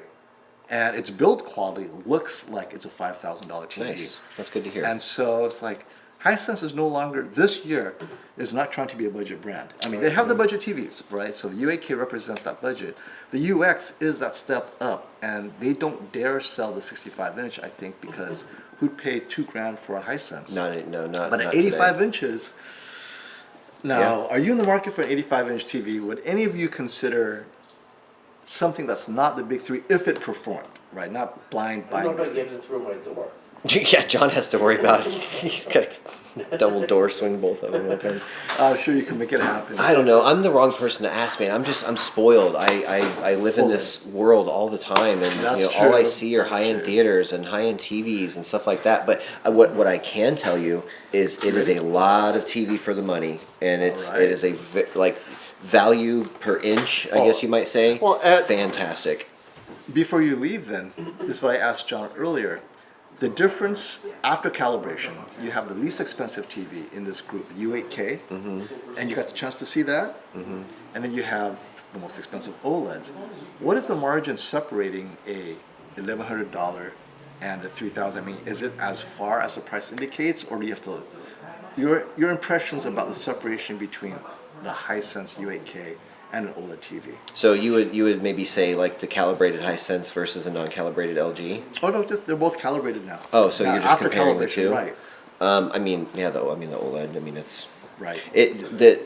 there's such an advantage with Being an OLED. our eyes are most sensitive to contrast over color or over That's true. resolution or anything else, It's the way and we see. and when our eyes see that much contrast, it just pops. I mean, think about it like this: when you go to the eye exam and look at your Snellen chart, Yeah. why is it black and white and not white and yellow? And gray or whatever. Right, exactly. So contrast is what ratio. we're attracted to. Yeah. Our rods and cones and our retinas, we have 100 million rods and about 5 million cones. We are way more sensitive to, so the color could be amazing on the other TV, but the contrast is what's going to make the OLED look better every time. Just the way our eyes work. And which is why we always prefer OLED, but for the budget, Hey, you always have LCD TV. Okay, Brian, are you ready? Just so you know, Cablevision All right. called and said we're using up all the data. Yeah. Pretty much. We're gonna have to jump over to another ISP here pretty soon. I know I'm sucking out all the data in this Bye, building guys. now. Thanks, Filma. It's back to the dungeon with you. The calibrator's dungeon. All right, so our good friend With his untied shoe. with his untidy shoe. You just got back from the gym? Hell yeah. Got the Lululemons on? Dude, All right. 12-ounce curls. I'm Yeah, gonna exactly. take a quick break. Oh, you're gonna try and take a break. And you, my friend, Who we got? can handle it, right? We got the chat here. Actually, we got the chat here. And go ahead and take my seat, so it'll be easier for you. That's the camera. Oh my god, it's like a news station in here. I know, right? I mean, I could put the camera over there, but I think it's easier to take from there. I'll be right back. The big thing everybody wants to know is who's winning the shootout. What's up, guys? Is this some mouse right here?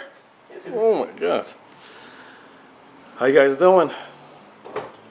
What's up, everybody? Dude, look at these cameras. I feel like I'm in a movie. I told Cecil. Let's see. What's up, guys? How is everybody? Dude, this mouse is... I'm afraid to touch it. Yeah. How you guys doing? We'll catch up on the super chats.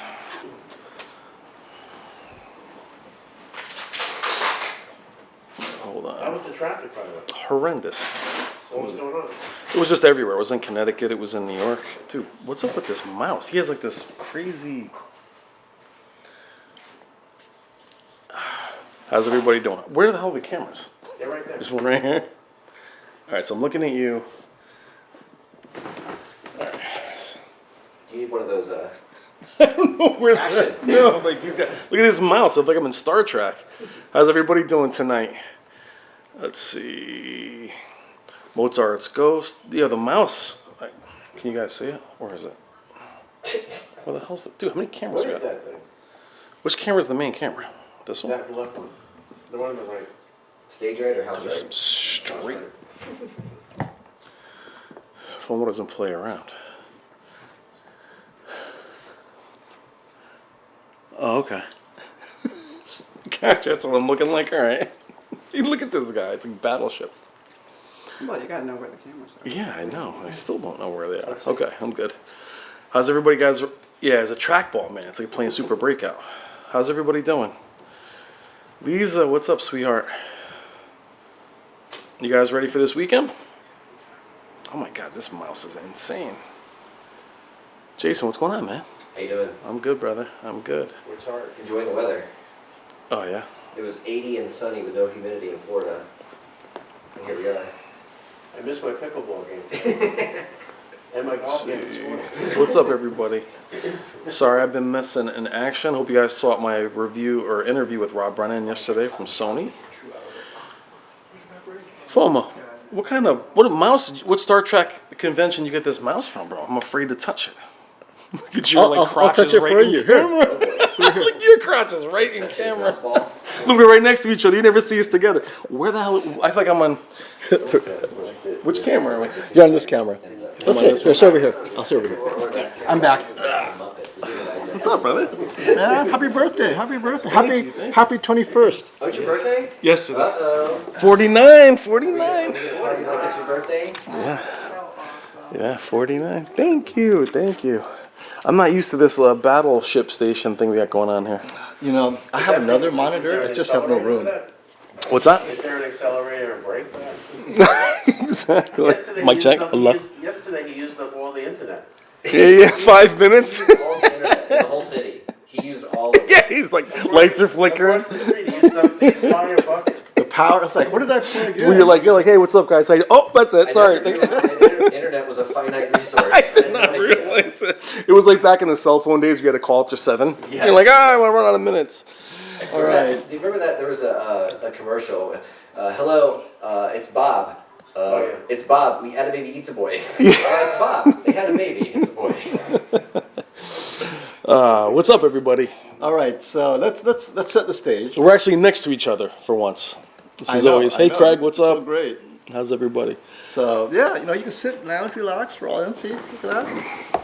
These are nice. We talked about everything, so there's nothing to talk So- about. I always got something to talk about. I'm not you, John. I'll talk all day, baby. That's Now- what I do. Now, I know, John almost wore out. Oh, I got shorts on too. I got my legs. I got the Lululemons. Did you shave? No, man, I'm not swimming. I got hair. John legs. almost fell over. He was like, when's Brian coming? I think I'm going to pass out. Bro, we got the whole weekend left, baby. We just started, right? So I'll do 5 hours on that picture right there. now I'm it's fun mode. The actual thumbnail is fun. Okay, so we had to continue from yesterday because the calibrator's dungeon got shut down. The internet was sketchy down there. It's a dungeon, what can I say? However, we moved over here, brightly lit room. It's a dungeon with about $500,000 worth of equipment, though. Oh, and I was tripping. I tripped over. I tripped over a Perlison. I tripped over some focals. I thought they were just skeletons. Oh my god, it's like a $10,000. So now that phone was here, when you guys see me leaning over things to film a TV, I'm leaning over BMWs that cost like 20 grand to film yeah. a $5,000. They're like, can you get closer? Cantos over there. Yeah, I mean, so in our dungeon across the street, there is, I don't know what the projector is. So this NC9s. is the cheap stuff. This is the No, we have the Bowers and Wilkins. Yeah, you got Bowers and Wilkins over $50,000 here. speakers. Yeah. So when you see me trying to angle to shoot a TV, I'm leaning on a receiver. That And then costs you more hear than this- my car. I do not damage anything. I do not. So it's like I'm out of here. Yeah. So catch me up. What are we doing? So we're listen- talking fun mode. So Fun we, mode. we talked All right. calibrators, right? Both John and we know where they come from. Accuracy, traditional TV people. They're in the industry. They're very accustomed to seeing D65 white point. And we talked about how Sony. How big my hands They, are. they think Sony. My hand looks What's big. the FOV you got going on here? This is a Look how small my head is. What the hell is going on? this is a 14 millimeter fisheye lens. wait, you know what? I feel like I'm playing You COD. should do like a Beastie Boys video. I know, check your head. Ah! Wait. Oh my god. It's like my hands. Like, oh my god. It's Every beneath. skateboarding video from the 90s and 2000s, stuff like that. It's check your head. I There think you it's go. like- Is that your knees? Okay, so I should have worn some khakis. I mean it's a like close up of Christopher the Walken. hairy knees. I know I got a little bit. The allergy needs some. Yeah. So we're done with talking accuracy, right? But put it in vivid mode. Come on. Step So on the we're going to accelerator. talk about that. Now we talked about the settings that real people use. I did a Yes. survey, and in the survey, people were talking about many people do want accurate, so they want to know what that most accurate setting is, and it's easy nowadays. Filmmaker mode, you're done. But then there are those who found accurate maybe a bit warm, a bit dull, and they know it's accurate to the source, but they want more, right?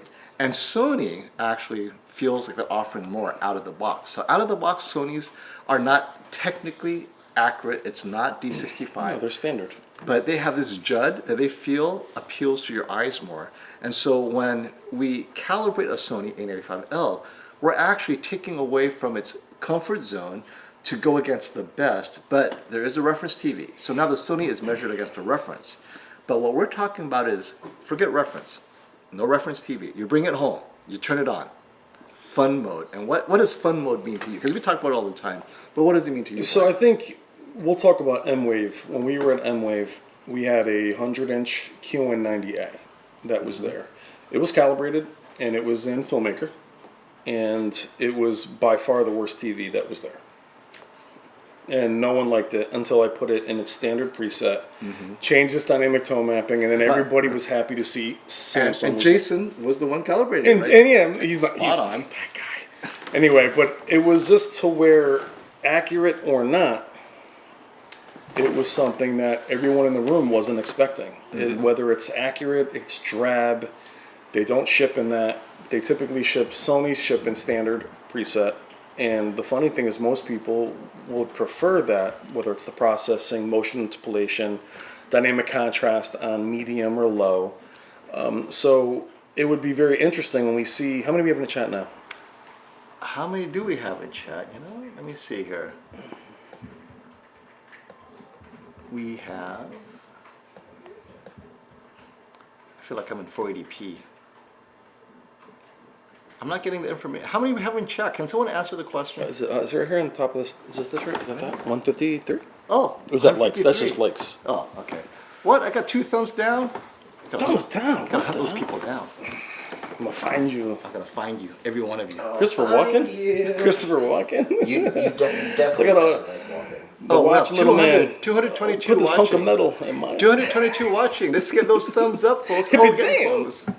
222 watching, 157 thumbs up. Thank you so much, everybody. Okay, so we got over 200 watching. All right, so of 200 watching, typically in our comment section, you'll see the same 10 to 15 people. And there's about, I don't know, 180 that aren't commenting. Those 180 are typically the ones that would leave their TV in standard. Or leave it in a more But they don't processing. want to admit They it. don't want to admit it. Like the Z9K in the shootout last year, I thought would have done much better had it had even a little bit of its processing enabled, because it's a torch. And when we were at M-Wave, we watched people literally respond to the QM8 more so than many of the other TVs, which was more like a Samsung. And then once the Samsung was in a mode that was more its ilk, it behaved much better, and people really, they liked that mode better. It wasn't in Vivid at all. It was just in the next preset outside of Filmmaker. And first of all, the most important question, they wanted to know what happened to traffic. How is traffic? Well, you're from LA, so Is it- yeah. It's just it was congestion? yeah. No accident or anything? Because it's raining outside, so everyone Oh, thinks that's it's, right. everyone Yeah, I thinks didn't it's expect it to snowing. rain. Okay.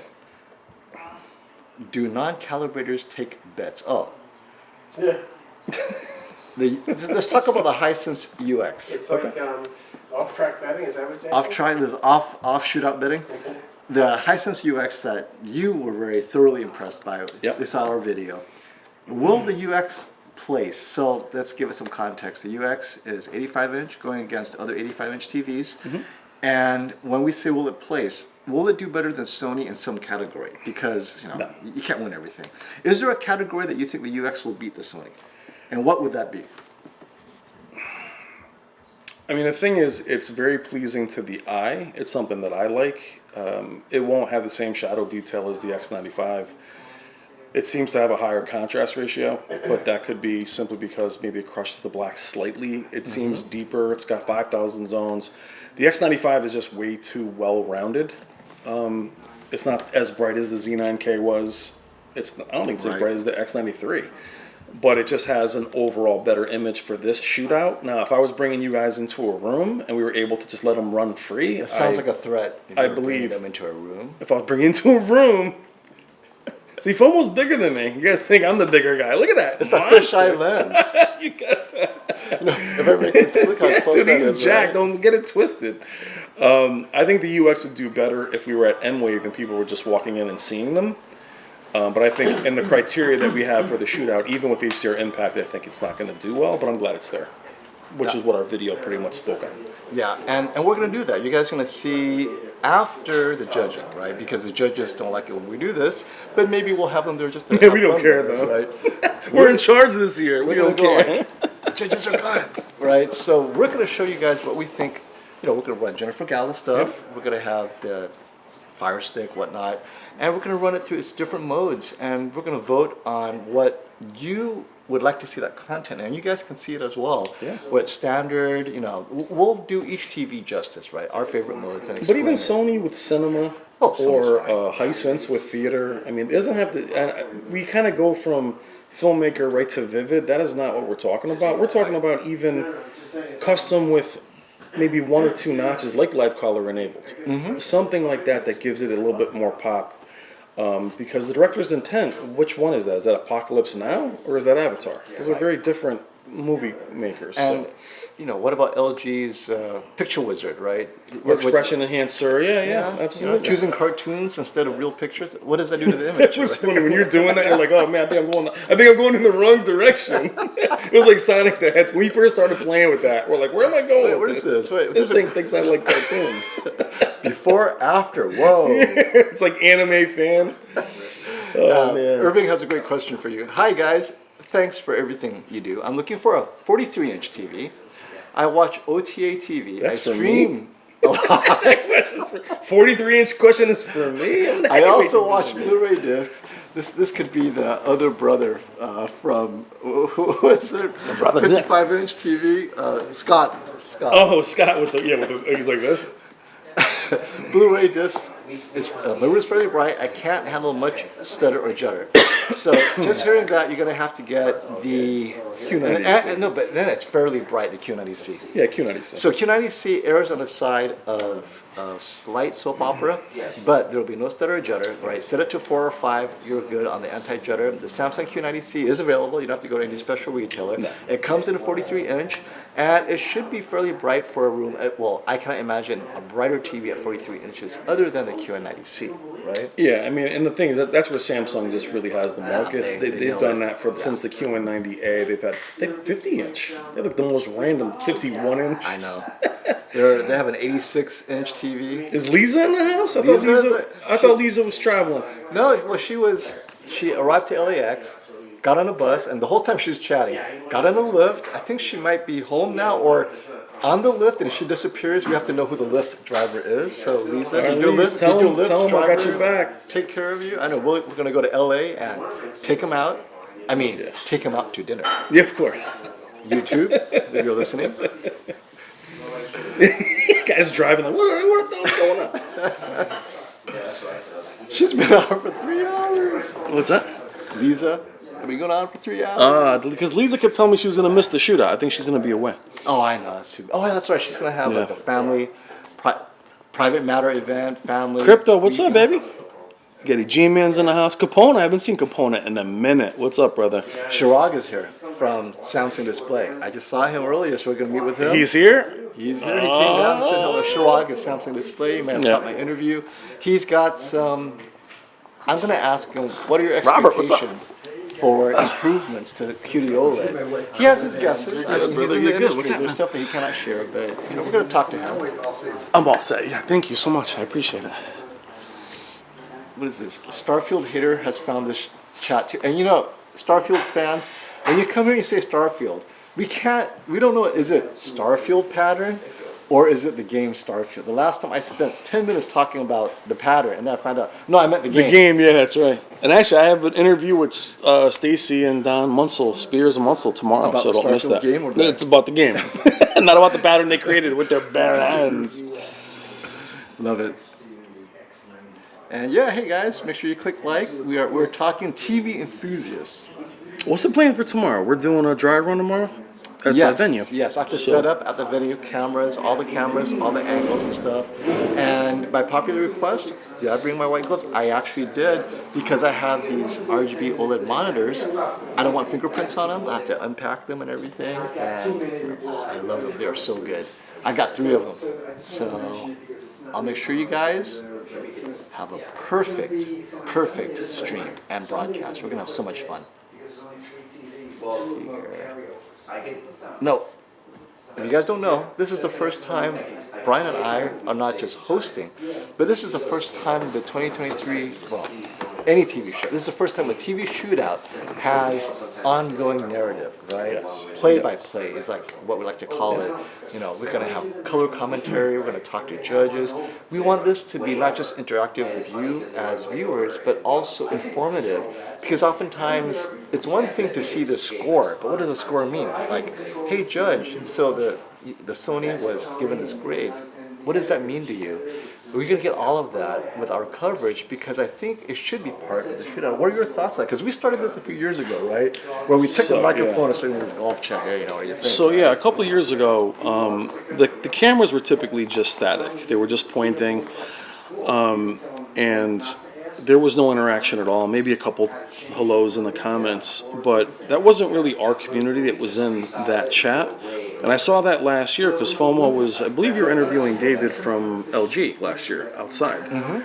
So our community was really out there, and then we had a different community that was focused on the TVs. You can tell that was like, Shane from Spirit Change was running that chat. A lot of projector guys were in that chat. So what we're looking to do is really communicate with what we're seeing. The year before that, FOMO actually just grabbed the mic, and we were just kind of staying further back and letting you know what we were seeing. And then Classy jumped in, and we were handing the microphone to just random people at a certain point. Really? Who are you? Why are you here? Yeah, I mean, I'm just a bartender. yeah, he's like, so, you guys want more drinks? But it's something that we wanted to emulate anyway. And then you had a little taste of what we were going to do at Mway for those of you that saw us there. This is going to be just more of that. I mean, you've seen FOMO's been covering this event even here. And it's gonna be all day, but the different strength of the TVs as they're in front of us. It's not gonna be in a vacuum with the comparisons, because you think about it, it's like where FOMO was just with the A95L, G3, and S95C. The minute you step away, your palette's clean. Yep. Now you're gonna see the mini LEDs in there, and you're gonna see them all together. It's gonna be great to really see the differences and be able to tell you what we see. I personally think we should have a mini LED competition separate, to be honest, than going against the OLEDs. Because you're going to see the difference, and it just Just the contrast ratio. if you're already just makes- committed to getting an LCD TV because of your room condition, Yeah. lighting, it's unfair to have the, because you're like, wow, I just want that OLED for my bright room. That doesn't make sense because Yeah. I need a 98-inch size. Yeah, Whatever. yep. So I mean, I think it's the strengths aren't. If we did like a bright room shootout, I think that they would do very well if we really had the lights on and maybe the windows open. But seeing them all together is really what this is about. You know, seeing the best TVs in the world all together, and instead of just a camera looking at the butts of a bunch of judges. You know, Well, now we're going to look at the faces. you can look too. at the faces, so you're gonna be able to see them, and you'll see how much they really do critique. They don't just sit there; they really do spend a lot of time. We have to keep them moving, actually, because we've run behind many times because they spend way too much time looking at one scene. But it also lets you guys know that the processing is so important, because that jeweler's glass. Oh yeah, the loop. There was 10 guys focusing on one flag on top of that building in a Spears and Munsell disc, and that is what kept the S95B winning. A little bit of aliasing, things that they can't resolve make a difference, especially when you have the reference monitor there, FOMO. And I missed Ahmad's last super chat, my up, friend. Ahmad? Hey, I will get to you right now. I'm just putting up. People ask, hey, what's TV's behind you? So we have the A95L right here. Oh yeah, they're there. Here, In the wall. 900C 85-inch and the 98-inch G2, that big one over there. All right, Ahmad, I will look for your super chat while Brian entertains you with comedy. Ah. Yeah, I put you on the spot. What comedy? Stand-up? Oh. So I would tell you, this is the first time I've ever seen a small TV on the wall in this building. Because right now in front of us is a 97-inch G2 in the box. Mm-hmm. That's 900B 85. That is a Zeno. That's This the is my fault, the 65-inch, because Oh, it's baby. Wendy asked me, would you like to have Wendy. not 85-inch? I was like, no, 85-inch X95L should be on display, right? Your clients are seeing this, but we all want to see the 65-inch N85L because really, no one. It's the star of not the show. enough. It is the star of the show. Wendy, why we have baby TVs on the wall? Like, what happened? What happened? Wendy, why have iPads on the wall over here? I've never seen a TV this small in the wall here. Other TVs can do that now too, by only through Chromecast dongle. I was excited with the A95L concept because it frees up the HDMI 2.1 port. So let me get some context for this real quick.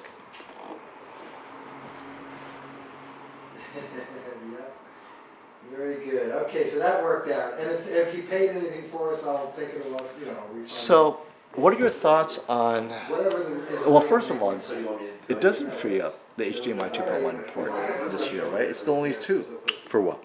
for the A95L. Or it's about the G2. So give me some more detail, Ahmad Doshan. Well, the G2's got 4. Sony only has 2, and Right. it's still the eARC. They would need a separate. Right, the eARC is on one of the ports. So Yeah. They still have that. I think one of the other companies doesn't have that. I can't remember. What was it? TCL? One of them. I think TCL might have moved the HDMI. The eARC is not HDMI 2.1, but it's. yeah. I mean, guys, Sony would need a separate, another SoC to. They need a second one. They would have 2, and that's only going to make the price higher, and I would not be willing to pay for that, to be honest. Even though I use all 4, it's not really worth it. It's for most users who buy Sony, because they know their market, Yeah. most users will not use more than two. Yeah. Now, eARC's taken, I understand, so Yep. basically you can have a splitter, so you have eARC through one and splitter through the other, Yep. but, oh, not splitter, switch to the other, but it's not a perfect solution, but if you know, if you're a serious gamer, the Sony does some things so much better than other TVs. You're getting it for those things. Yeah. No TV is perfect. I think we say this all the time. Well, KG brought up one good thing about Sony that I don't really pay attention to much is that they do have smooth gradation enabled in game mode, which helps with banding, and they also do have reality creation, which can help. I don't use that much, but with the new processor and with XR Clear, you really can push reality creation to a max if you want it cleaner. Just the game mode to me is not attractive enough. It's not flexible enough. It just looks what it looks. It's very very hard to change. Now, speaking of the Sony's game bar, right? So this comment's interesting. You actually mentioned this. When we were talking about it. Yep. It's funny. Sony has its own quote unquote game bar, but not even an FPS counter. Come on, guys. And to be fair to Sony, there's so many things as a TV maker, right? Let's pretend you're a TV maker. There's so many things you have to address. Of Tone course. mapping, brightness, ABL, Yeah. ASBL, gaming features, VRR, Dolby Vision gaming. I mean, the list goes on and on. If you want everything to be baked out the door, it's going to take months. You want the TV out. And right now, as it is, it's great, but it's missing a few things. Maybe the FPS counter. Maybe that's a firmware update away. We don't know. But, See you tomorrow. bye, John. Go home, rest up. I think I wore you out. Yeah, you wore me out. How you gonna do this as your second career? Well, so John was going to start a YouTube channel. Now he's going to have to buy a book. It's like my third career. Yeah, you and me both. So don't get the Sony as a dedicated gaming TV. I mean, it's good enough, right? But Well, I mean- you're a gamer, so you tell me, where's the Sony A95L in your So it's I mean, the challenges with the game bar, everybody, is that Samsung has been doing it for years. LG's been doing it for years. They didn't just do it overnight.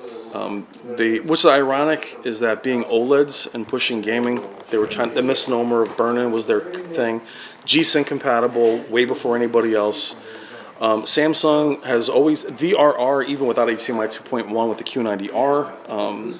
They've always been that. They're also the first ones to disable local dimming, which I did not agree with for Right, latency to and get input lag. latency. But to me, it's not just the game bar. You want an FPS counter.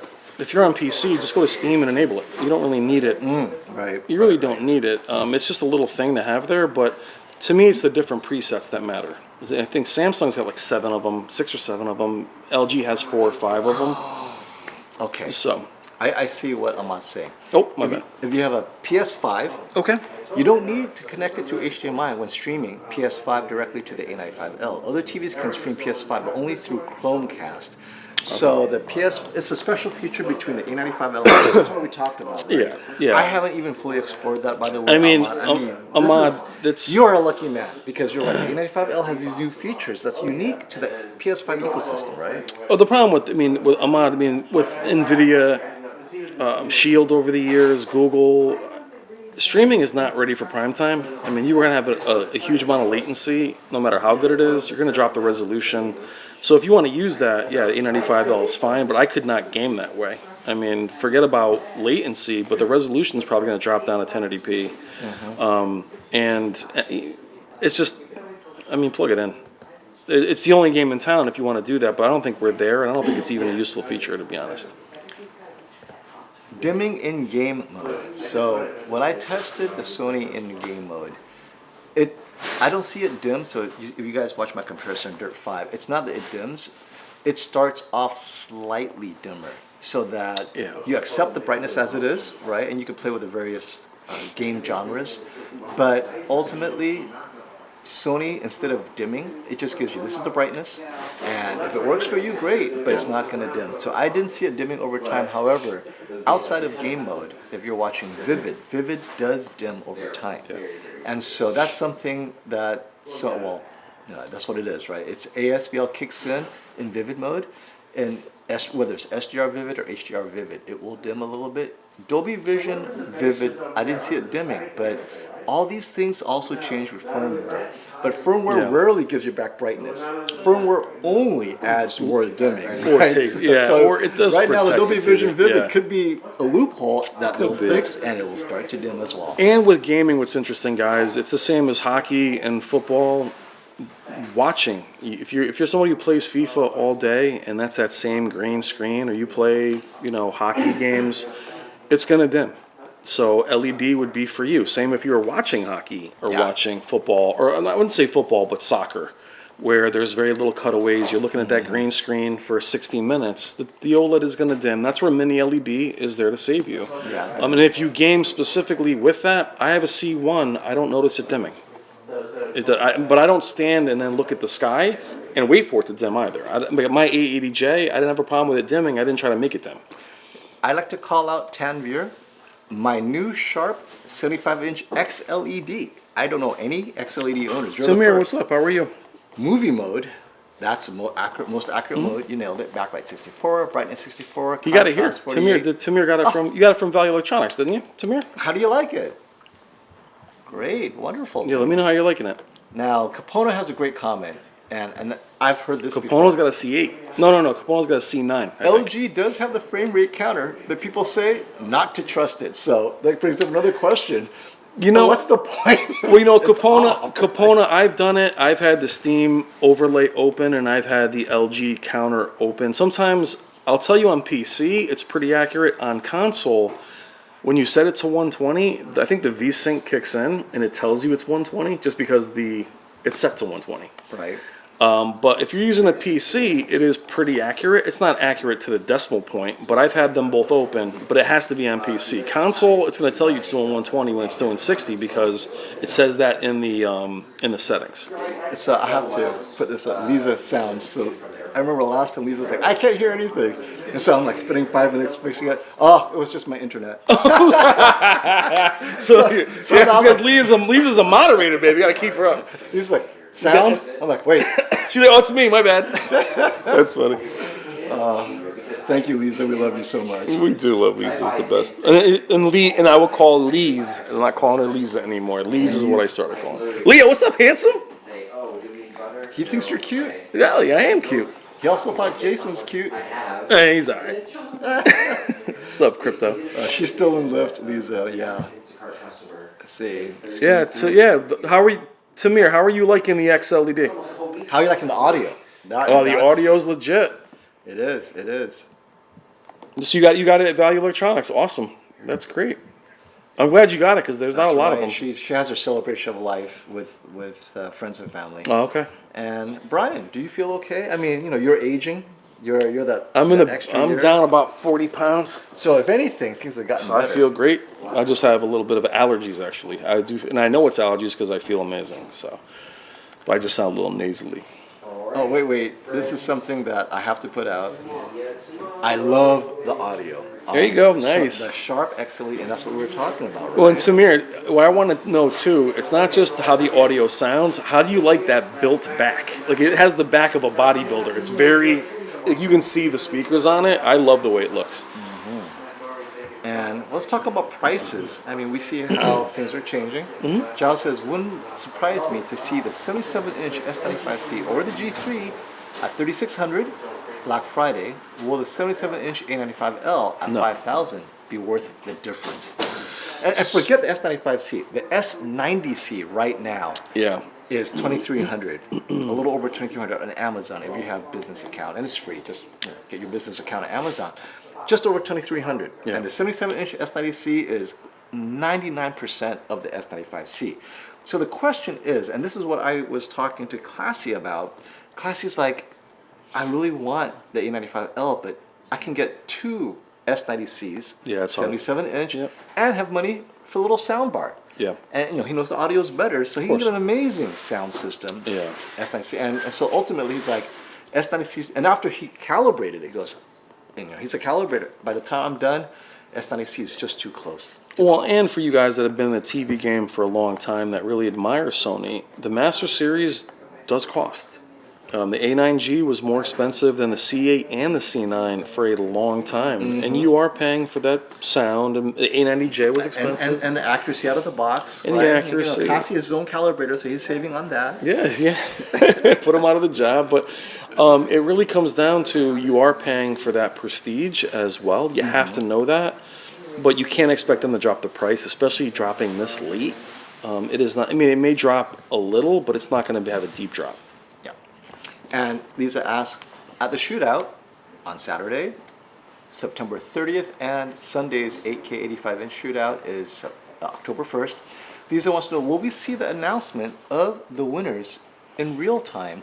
Answer is absolutely yes. We'll cover the ballot counting. We're going to show Leanne vigorously doing her math by hand, double checking. We're going to have people double check her work, people double checking the people double checking her work. And then it'll be in an envelope. Robert, are you going to read out the winner? I do, and we'll Okay. have a press conference in a private room with hors d'oeuvres. Press conference. Nice. And we'll be in that private room, and right? champagne. And Champagne. right? And we're gonna crown the new king. All of right, a little TV, bubbly. 4K And so you will know who the winner is. And of course, I want you guys to either cheer or boo.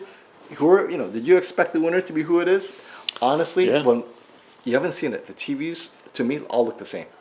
Yeah, I mean, when I'm they're like, oh, man, I'm gonna have a hard time well, as a judge. but that's where we get into the splitting of hairs, and that's why it's the way it is to really see which is the best in terms of its reference. And for those who don't get it calibrated, though, Yeah. now where do you go? Yeah. These TVs were all calibrated to death. I mean, Yep. we had labor services of a team that honestly is one of the premier calibrators in the world. Yeah. All of them.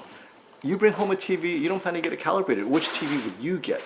Now it becomes more difficult. So, but when you look at the judges and the criteria, the professionals that are in the industry, they have to be to that standard. We can't have them in Vivid and then have somebody from HBO be like, oh yeah, I wouldn't watch it. I'm going to have Martin Scorsese sitting out there watching it in Vivid. I'm going home to my CRT. He's like, this soap opera effect's amazing. So, I mean, it is an enthusiast, it is a high-end shootout in those regards, which is why, it's, if you did a blind shootout and you brought people in from the street, then I would say, yeah, put them in whatever. But, If I may add. Sure. We do the day mode, and we vote on it. And we also do best out of the box mode. So people want to know pre-calibration. That's new for this year. That So is that's- new. And it's being judged. Yeah. And that's going to be the preference section. Yeah, And that's Classy right. we're still cleaning that up. Classy and I were talking about it. But we will talk tomorrow. How are we going to set up that out of the box? Yeah, I mean, Basically, it'll be the best setting that you can get without doing too much. Yeah, and what's funny is I had a client, a friend of mine that ended up getting the A80L from Robert and Wendy. And I went to his house, and he didn't like it outside of Vivid. So when I put it in, so I put it into Filmate, no, put him in custom for He him. chased you out of the house. He was like, what the, I don't know, man, I missed this. But then when I put it back in Vivid for him and I showed him the dithering, he kind of picked up on it. So we found a happy medium, put it in cinema, enabled some of the processing. The active contrast. Yeah, it's just one level, and he was much happier with it. But it was that first eye-catching store mode that people think they like. The Samsung is great from 30 feet away. You're like, I gotta get this thing. Yep. And then you get it in your house, and you're like, wow, why does it look like a video game, or why does it have fuzzes around it when you're watching, MASH? So I may have got it wrong last time. This question is for you. There's another 43-inch.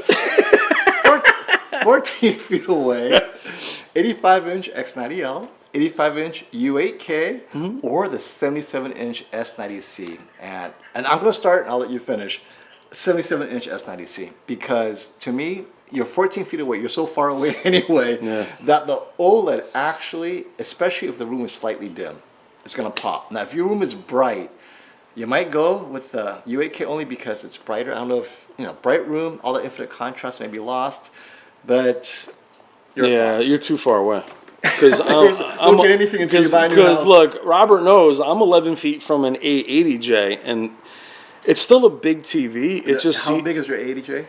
77. 77. And 11 feet. it just ceases to be a large TV at that size. It's But he doesn't have a choice. Which would he choose? Which would you choose? You're walking home. You got a budget. What would you buy? I love the 85 UAK. I think it's a great TV. X90L, it's a toss-up. If you really want that, the problem with the X90L at 85, it's going to be more impactful at 85. And the XR Clear is just another level of clarity. And I think the X90L improves at a larger size. I have not seen a larger UAK yet. So let's talk about this, Jose. What is your content? Yeah, So- so if your content is all 4K HDR, the UAK is an excellent choice. A lot of gaming features, 144 hertz. But if you're going to do any upscaling or YouTube TV, it's very hard not to recommend the X90L at 85. At 65, it's a different fight, but I think at 85, that's where it excels. You know, the zone count, it's a little bit better. And in my comparison between the UAK and the X90L, the UAK had better blacks, but the X90 was clearer. It's just that XR Clear is no joke this year. Especially YouTube TV, sports, I would choose X90L. On anything. I mean, really. Anything where you're upscaling a little bit rate, the X90L really kills it. Yeah, I mean, I'm telling you, we've talked about processing with Sony forever, and I feel like they caught up. Everybody caught up 2 years ago. So Jose streaming mostly, get the X90L. X90L. X90L. Yeah, it's just, I mean, it's. Yeah. And I would say if the UAK or U7K, if they do struggle, it is, regular streaming of low bit rate content, it struggles. And Leo, our buddy, thank you so much for the super chat. For my boys, Bry and Fo. That sounds like a restaurant. Fish and chips. Bry and Fo. By phone. Bryfo is like was it Bradgelina? Bryfo. You guys Thank don't my get to see us next to each other very often. And we're gonna wrap up shortly. Had to get my buddy in here, and I think everyone in the shop is ready to go home. We're gonna wrap up. Yeah. And thank you again, Robert, for giving us such great deals, giving our viewers such great deals. You hear his bundles. The HTA9 has dropped in price, plus a 5% credit against buying it. $200 And another Yeah. $200 off on the package. So what I'll say. And he pays for the tax if you're out of New York. I mean, it's like. So it was a really good point. Is I had I had an interview with Rob Brennan yesterday from Sony, and what he did say about their center channel, the ability to use it as a center channel, that's something like the XLed.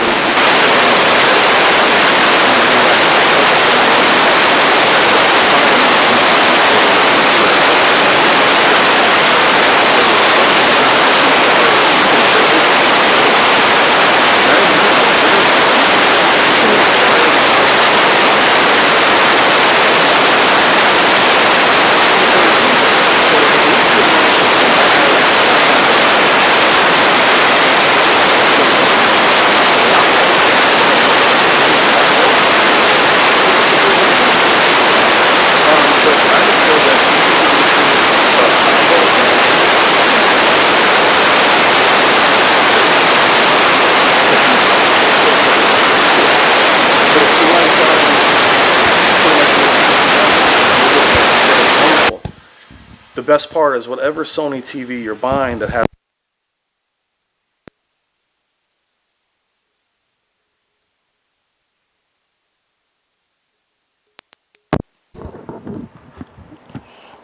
Good. Okay. Works now. All right. So we're saying that. So you have combos where you're getting the HTA9 for a reduced price. You build that into your Sony TV. Actually, my HTA9 right now is hooked up to the UAK, and it sounds great. But if you can build upon, an A80L or anything from last year, you don't have to lose the audio, especially the A95L's audio. So you don't have to lose it with the HTA9 or the other soundbar. So I like the fact that you can enable the speakers, keep them. And Rob was saying that center channel right from the screen really does help. And so I have to apologize. Zazu, I don't know what happened. I think it was the frequency interference. Something turned on. So I had the direct feed microphone instead. I had to turn off my wireless feed on the Sennheiser. Oh, TVs look good, man. So apologies, Zazu. Thanks. I mean, I heard this. Shh, I go, is that the rain? It actually has rained here many times. Right. So it turns out it was so loud that I heard it through the headphones, my moderating headphones. Like, So I had to check which one it was. I did. Took it offline, and now this is why we have redundancies. So I'd like to say I responded quickly, but not quickly enough for Zazu because his ears are bleeding. I apologize. Minor thing, but that center channel, all the speakers, there's 3 ways to use it. Center channel lift, just 2 center channels, or only as the center channel. But what's it There's what's it three called? It's called methods. center Center sync. Center sync. channel Yes, uplift. But there's also a center channel lift, which That's is what I so like. cool. Yeah. And it's no other way you can do that without this combo. Yeah. Wow. And you'll never say again in your life, what did he say? I didn't hear that. No, it's Either way. yeah. I just love that you don't have to lose the audio. When you I misrepresented the G2. It's supposed to be 97 inch. Someone caught that. You win the Easter you egg. guys are unbelievable. It's like 97. I know. It's always said. I believe the This whole thing's bullcrap now. Turn it off. Oh, you guys are so You guys' good. attention to detail is I love absurd. this. Yeah. So was it? Andy's like, I think the G2 comes in 97, not 98. So I had to make that correction. So Ahmad, what I meant about the initial thoughts, I know you guys missed that, was when you're talking about a combo like Robert's speaking about, is you get this and you start taking a percentage off. Large ticketed items, that percentage grows. Yes. It doesn't matter.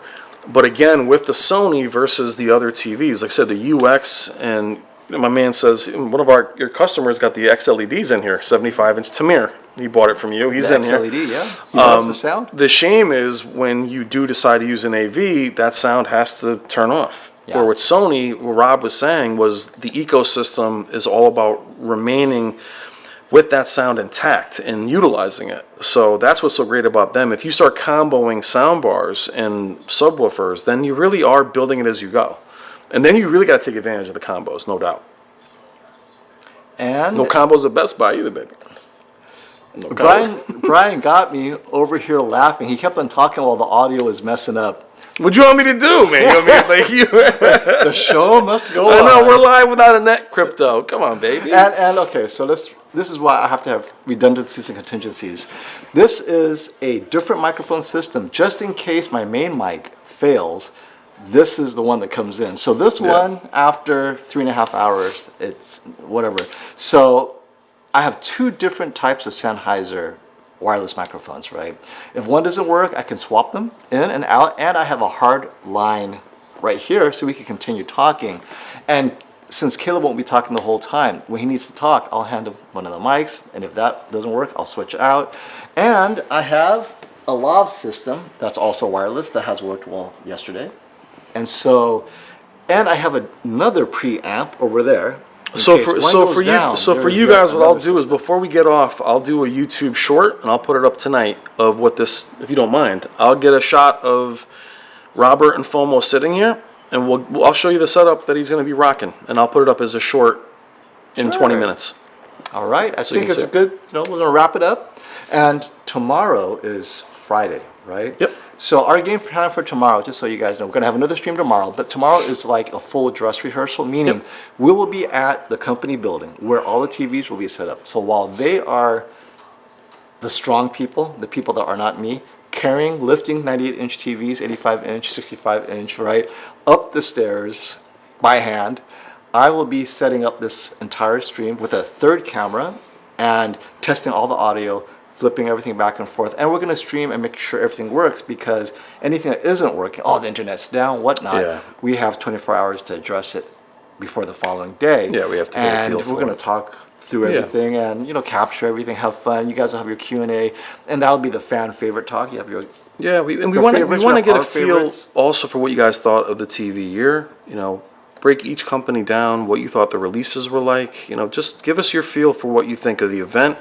Again, we're going to be more interactive than we've ever been before. We want your full thoughts. We want to hear who you're rooting for. That's the whole idea of why we're doing this. It's okay to be a fanboy, by the way. I mean, people laugh No, at that's what. If you're going to be a fanboy, it's time. Now is the time. Now right? it's time. Now it's time. Don't flex it during the year. You got to flex during the game. So let it, like Manuel's in here. Where's Manuel at? If he's in here, Mr. Sony, I know. He's gonna win. if you're in here talking about Sony, now it's time to flex it. And so let's hit Ahmad's super chat. There's some more questions, and we'll wrap it up. Yep. This is a good question. HTA9 plus the A95L over a full-on theater system with Dolby Height speakers to pair with the A95L. So, Oh, the you're saying HT versus what, separates? Yeah, so the HTA9 still uses reflective ceiling, bouncing. the lower your ceiling, the better the A95L is at creating that effect. This ceilings are like 12 feet ceilings. Not going to work well as far as height is concerned. And They do have Atmos in the theater in there, though. now, something to remember though, discrete height is very content dependent, and oftentimes your mind tricks you into thinking the 5.1 bed has height, even though, excuse me, it does not. So, if you really want that height Atmos, you still have to, you might as well get a discrete, just two. Don't waste your money on 4 or 6. Just the 2 here, plus a Sony AVR, and the AVR has amplifiers or whatever. Run those heights up there, and then add the surround as you need to, because this will give you a discrete sound effect. The HT-A9 is great for smaller rooms. You're using it right now. I'm in a pretty big room for it, but I would say that when it comes to separates, you got to think plug and play. HT-A9 is plug and play. The sub pounds, Yes. but is it going to compare to a separate? But then you're talking about triple the price. So you have to think about cost. If you're going to compare the HT-A9 to a receiver and speakers that cost the same, they will not sound as good as an HT-A9.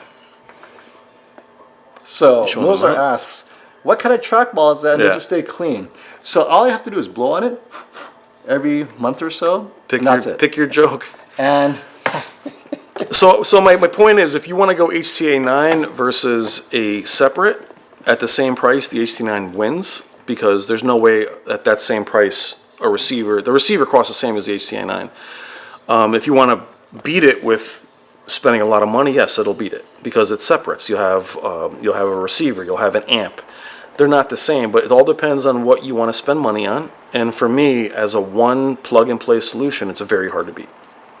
And those of you that like soundbars, because they're not as discreet, they sound more immersive sometimes because they're not as discreet as sometimes some of you guys that get separates, you don't hear sound everywhere because it's not there. It's not engineered that way. It's discreet. And he wants you to know that Shamar will be driving the Sony bandwagon, so everyone will be following. Dude, him over there. Shamar is good natured. Manuel is the Sony guy. Shamar, at least, Shamar's He's my behind boy. the scenes, Manuel's my right? boy too, but Manuel, you don't even have an open mind at all, bro. He And- tells me something's garbage before it even comes out. He's like, that G6, that thing's crap. Yeah, before we head out, I have to say thank you to our moderators, our faithful viewers, Lisa, Crypto. They're here to keep, and I have to say, I love you guys. I mean, Oh, yeah, man, the it's- level of respect you have for each other, the Yeah, yeah. helpfulness, right? Amazing. Like if I'm just here with a guest, you guys are answering each other's questions, and that's what I love to see. And that's what we want to really bring to the shootout, is having our crew there. Yes. And that is real TV enthusiasts. And we want all AV enthusiasts. We don't, we're not against anyone, but we really want the TV enthusiasts there for that. And these are the fans of all the manufacturers, and having the interaction, again, having Robert jump in. You're going to have the engineers jump in. You're going to have a lot of what we've wanted to bring you. We would have had to film separately and then bring it to you in a video. You're going to get it live. You're going to have, and they're going to be anxious to talk, because we have a lot of dead air during a lot of the judging, and we'll keep you guys engaged. And we can do 5-hour live streams talking about his keyboard. We're going to be fine. You guys will have a good time. this trackball, Yeah, exactly. This shirt, you can have it right now. this house too. So I think you're going to have a chance to hear from Robert Zone. I'll try to get Wendy Zone on the mic. You're going to have all kinds of people talking, and really appreciate all the work that goes into this event. You don't really get a chance to see that. All you really see is one camera shooting the TVs. We're going to bring you all kinds of behind the scenes as well. And 2 questions. We're going to ask 2 questions before we leave. One from Ghost of MS and one from Mozart. Hey Brian, I watched your Sony video. You are the only person, I agree, I see talk about the A80L, the forgotten child. Where does it stand against the S90C 77-inch? So 77 against 77. So great question. So Robert's here. He can tell you. I was here to film the X95. That's the TV I wanted to see. The A80L had come in a week earlier, and we ran behind, and we couldn't film it. So I shot the X95, and the A80L was on, and I was like, I have time. I shot it. I was blown away by it. And I think it's the sleeper TV of the year. And Rob Brennan was on last night, and what he had said to me, I didn't even think of, and I didn't have a chance to tell Robert this, but he said that the XR Clear, in tandem with an OLED, that infinite contrast, same with the A95L, is tangible. So the clarity to me is going to be the C series, where the A80J and the C2 were, I'm sorry, A80K and C2 were. The clarity on Sony this year is just on another level. So I would actually put it against the S90C, and then you have that same thing of saying S90C, if you're a gamer, that's the one you get. Movie watching, I'd still go for the A80L. Yep. To be honest, because the XR Clear and their processing, they really honed that this year. And with infinite contrast, it made a big difference. And even though Rob wouldn't say this on camera, the A80L and the new A75 went against all those TVs in their own separate competitions, and you can draw your own conclusion. I think it was passed over because it's a WRGB OLED. Yes. It's not sexy. There's no MLA. But the fact that we've gotten to where we think OLEDs are not sexy. You taking a picture right now, babe? In 8K? Yeah, we're I think it's something you guys should really look at. If you want Sony's processing, I think it clearly beats the C series this year. And Classy had the smaller A80L, thoroughly impressed. He thought Yeah, it it's beat great. the C3, just straight Yeah. up. It's just that processing is really not, it's legit. I mean, that's where the X90L is so good, but just doesn't have the local dimming to really push it. But you get into an OLED, forget it. Now, this is for those who are looking for the perfect mouse or trackball replacement. I too am This video is sponsored by. I'm always looking for things to avoid repetitive stress syndrome, right? RSI, and Anne, my wife, she's in the computer business. She does a lot of UI stuff, constantly on the desk, and so we all have this Kensington trackball, even though it's wired, so it's very reliable. I've had this for over 2 years film now. it? I use this to grade video. I love it because it's so, you can take it anywhere, right? Just put it here. And it's so smooth. It is the #1 rated trackball on Amazon. And I didn't know, right? 'Cause I have so many trackballs. This is the only one that I will get for my wife, myself, my kids, whatever, because it is so smooth. And the ball, you feel it's heavy. It's like this thing is solid. I was afraid to use that thing. I was like, no comments for you guys. So yeah, if you guys are looking for a trackball, get the Kensington. It has to be the one with the red ball and it's wired. It's a little expensive, but this is for me. It's the last thing. I It have looks like two of them. looks like the ball from Minority Report. It's like rolling murder. So with that, Are you guys? But are you guys excited? Are you guys ready? I mean, let's give FOMO a round of applause. Really putting in a lot of work.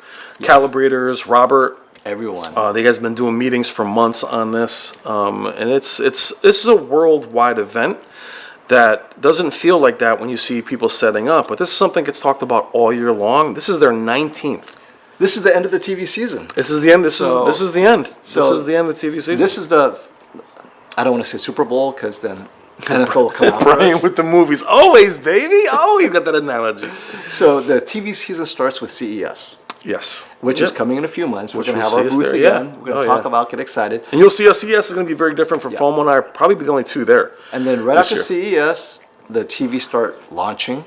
Yep. We call Robert. Robert, what are you getting in first? Whatever it is, flying in. We're Yeah. going to do this. The live stream, Weekend yeah. long live So we stream. did 18 hours with the G3 and the Versus S90, S95C. Before it was even out, it was out. here. Who knows what it'll be next year, right? Yeah. And So- then after that, the TVs start rolling in. We start reviewing TVs. Then summer, M-Wave, put them against in fun mode. Nothing's calibrated, right? Yep. M-Wave is fun mode. Out of the box, what do we like? There's no reference TV. Yep.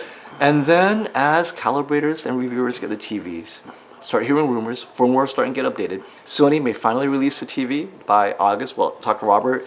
When's the flagship coming in? I need to know when the shootout So is, I'm gonna have a video with Rob after the A95 official launch is in October. When's official 77 launch?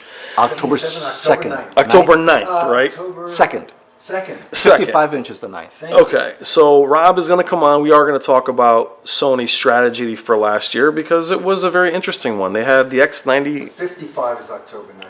The 65 we're shipping. Yes, 65. No, yeah, The yeah. 55 is shipping October. right now. So once that's done, we're gonna break down every manufacturer. This is my idea. We're gonna give every manufacturer a grade when we have our off season, which will be after the shootout, and what we think very positive feedback towards where we think that they struggled. Where for Sony, for instance, limited sizes, very scattered release.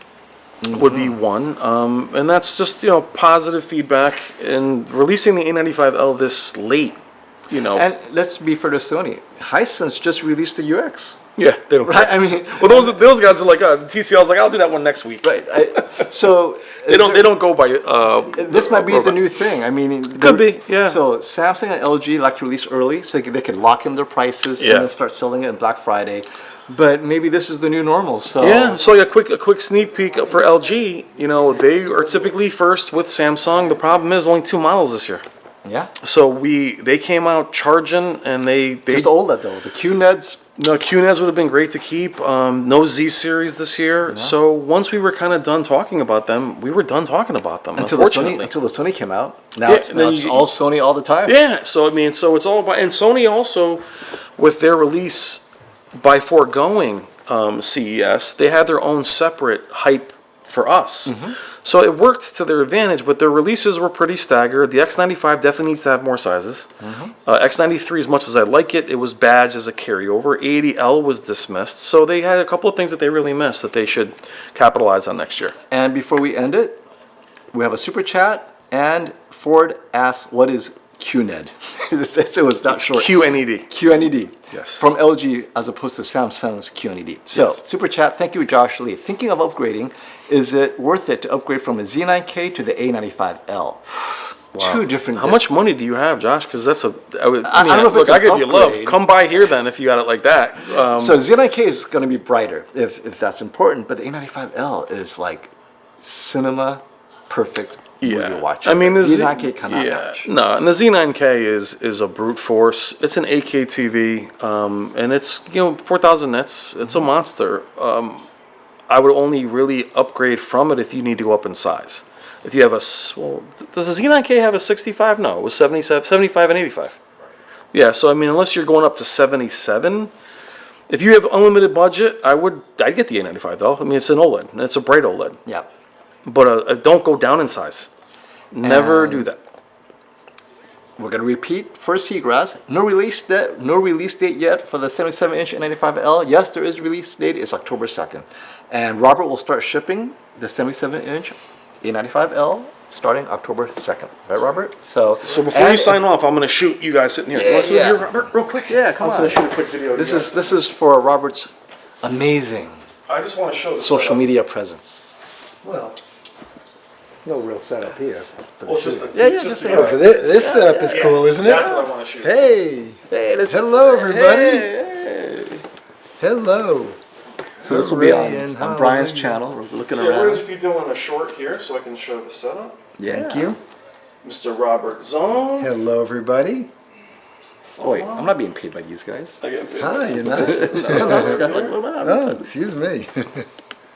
Wow, how nice, huh? So we got all the cameras. Very nice. It's like a little studio here, Got huh? your I have a backup camera in case one of these fails. Yes. Got your TVs. That's what I love about YouTube Shorts. Yep. Thank you.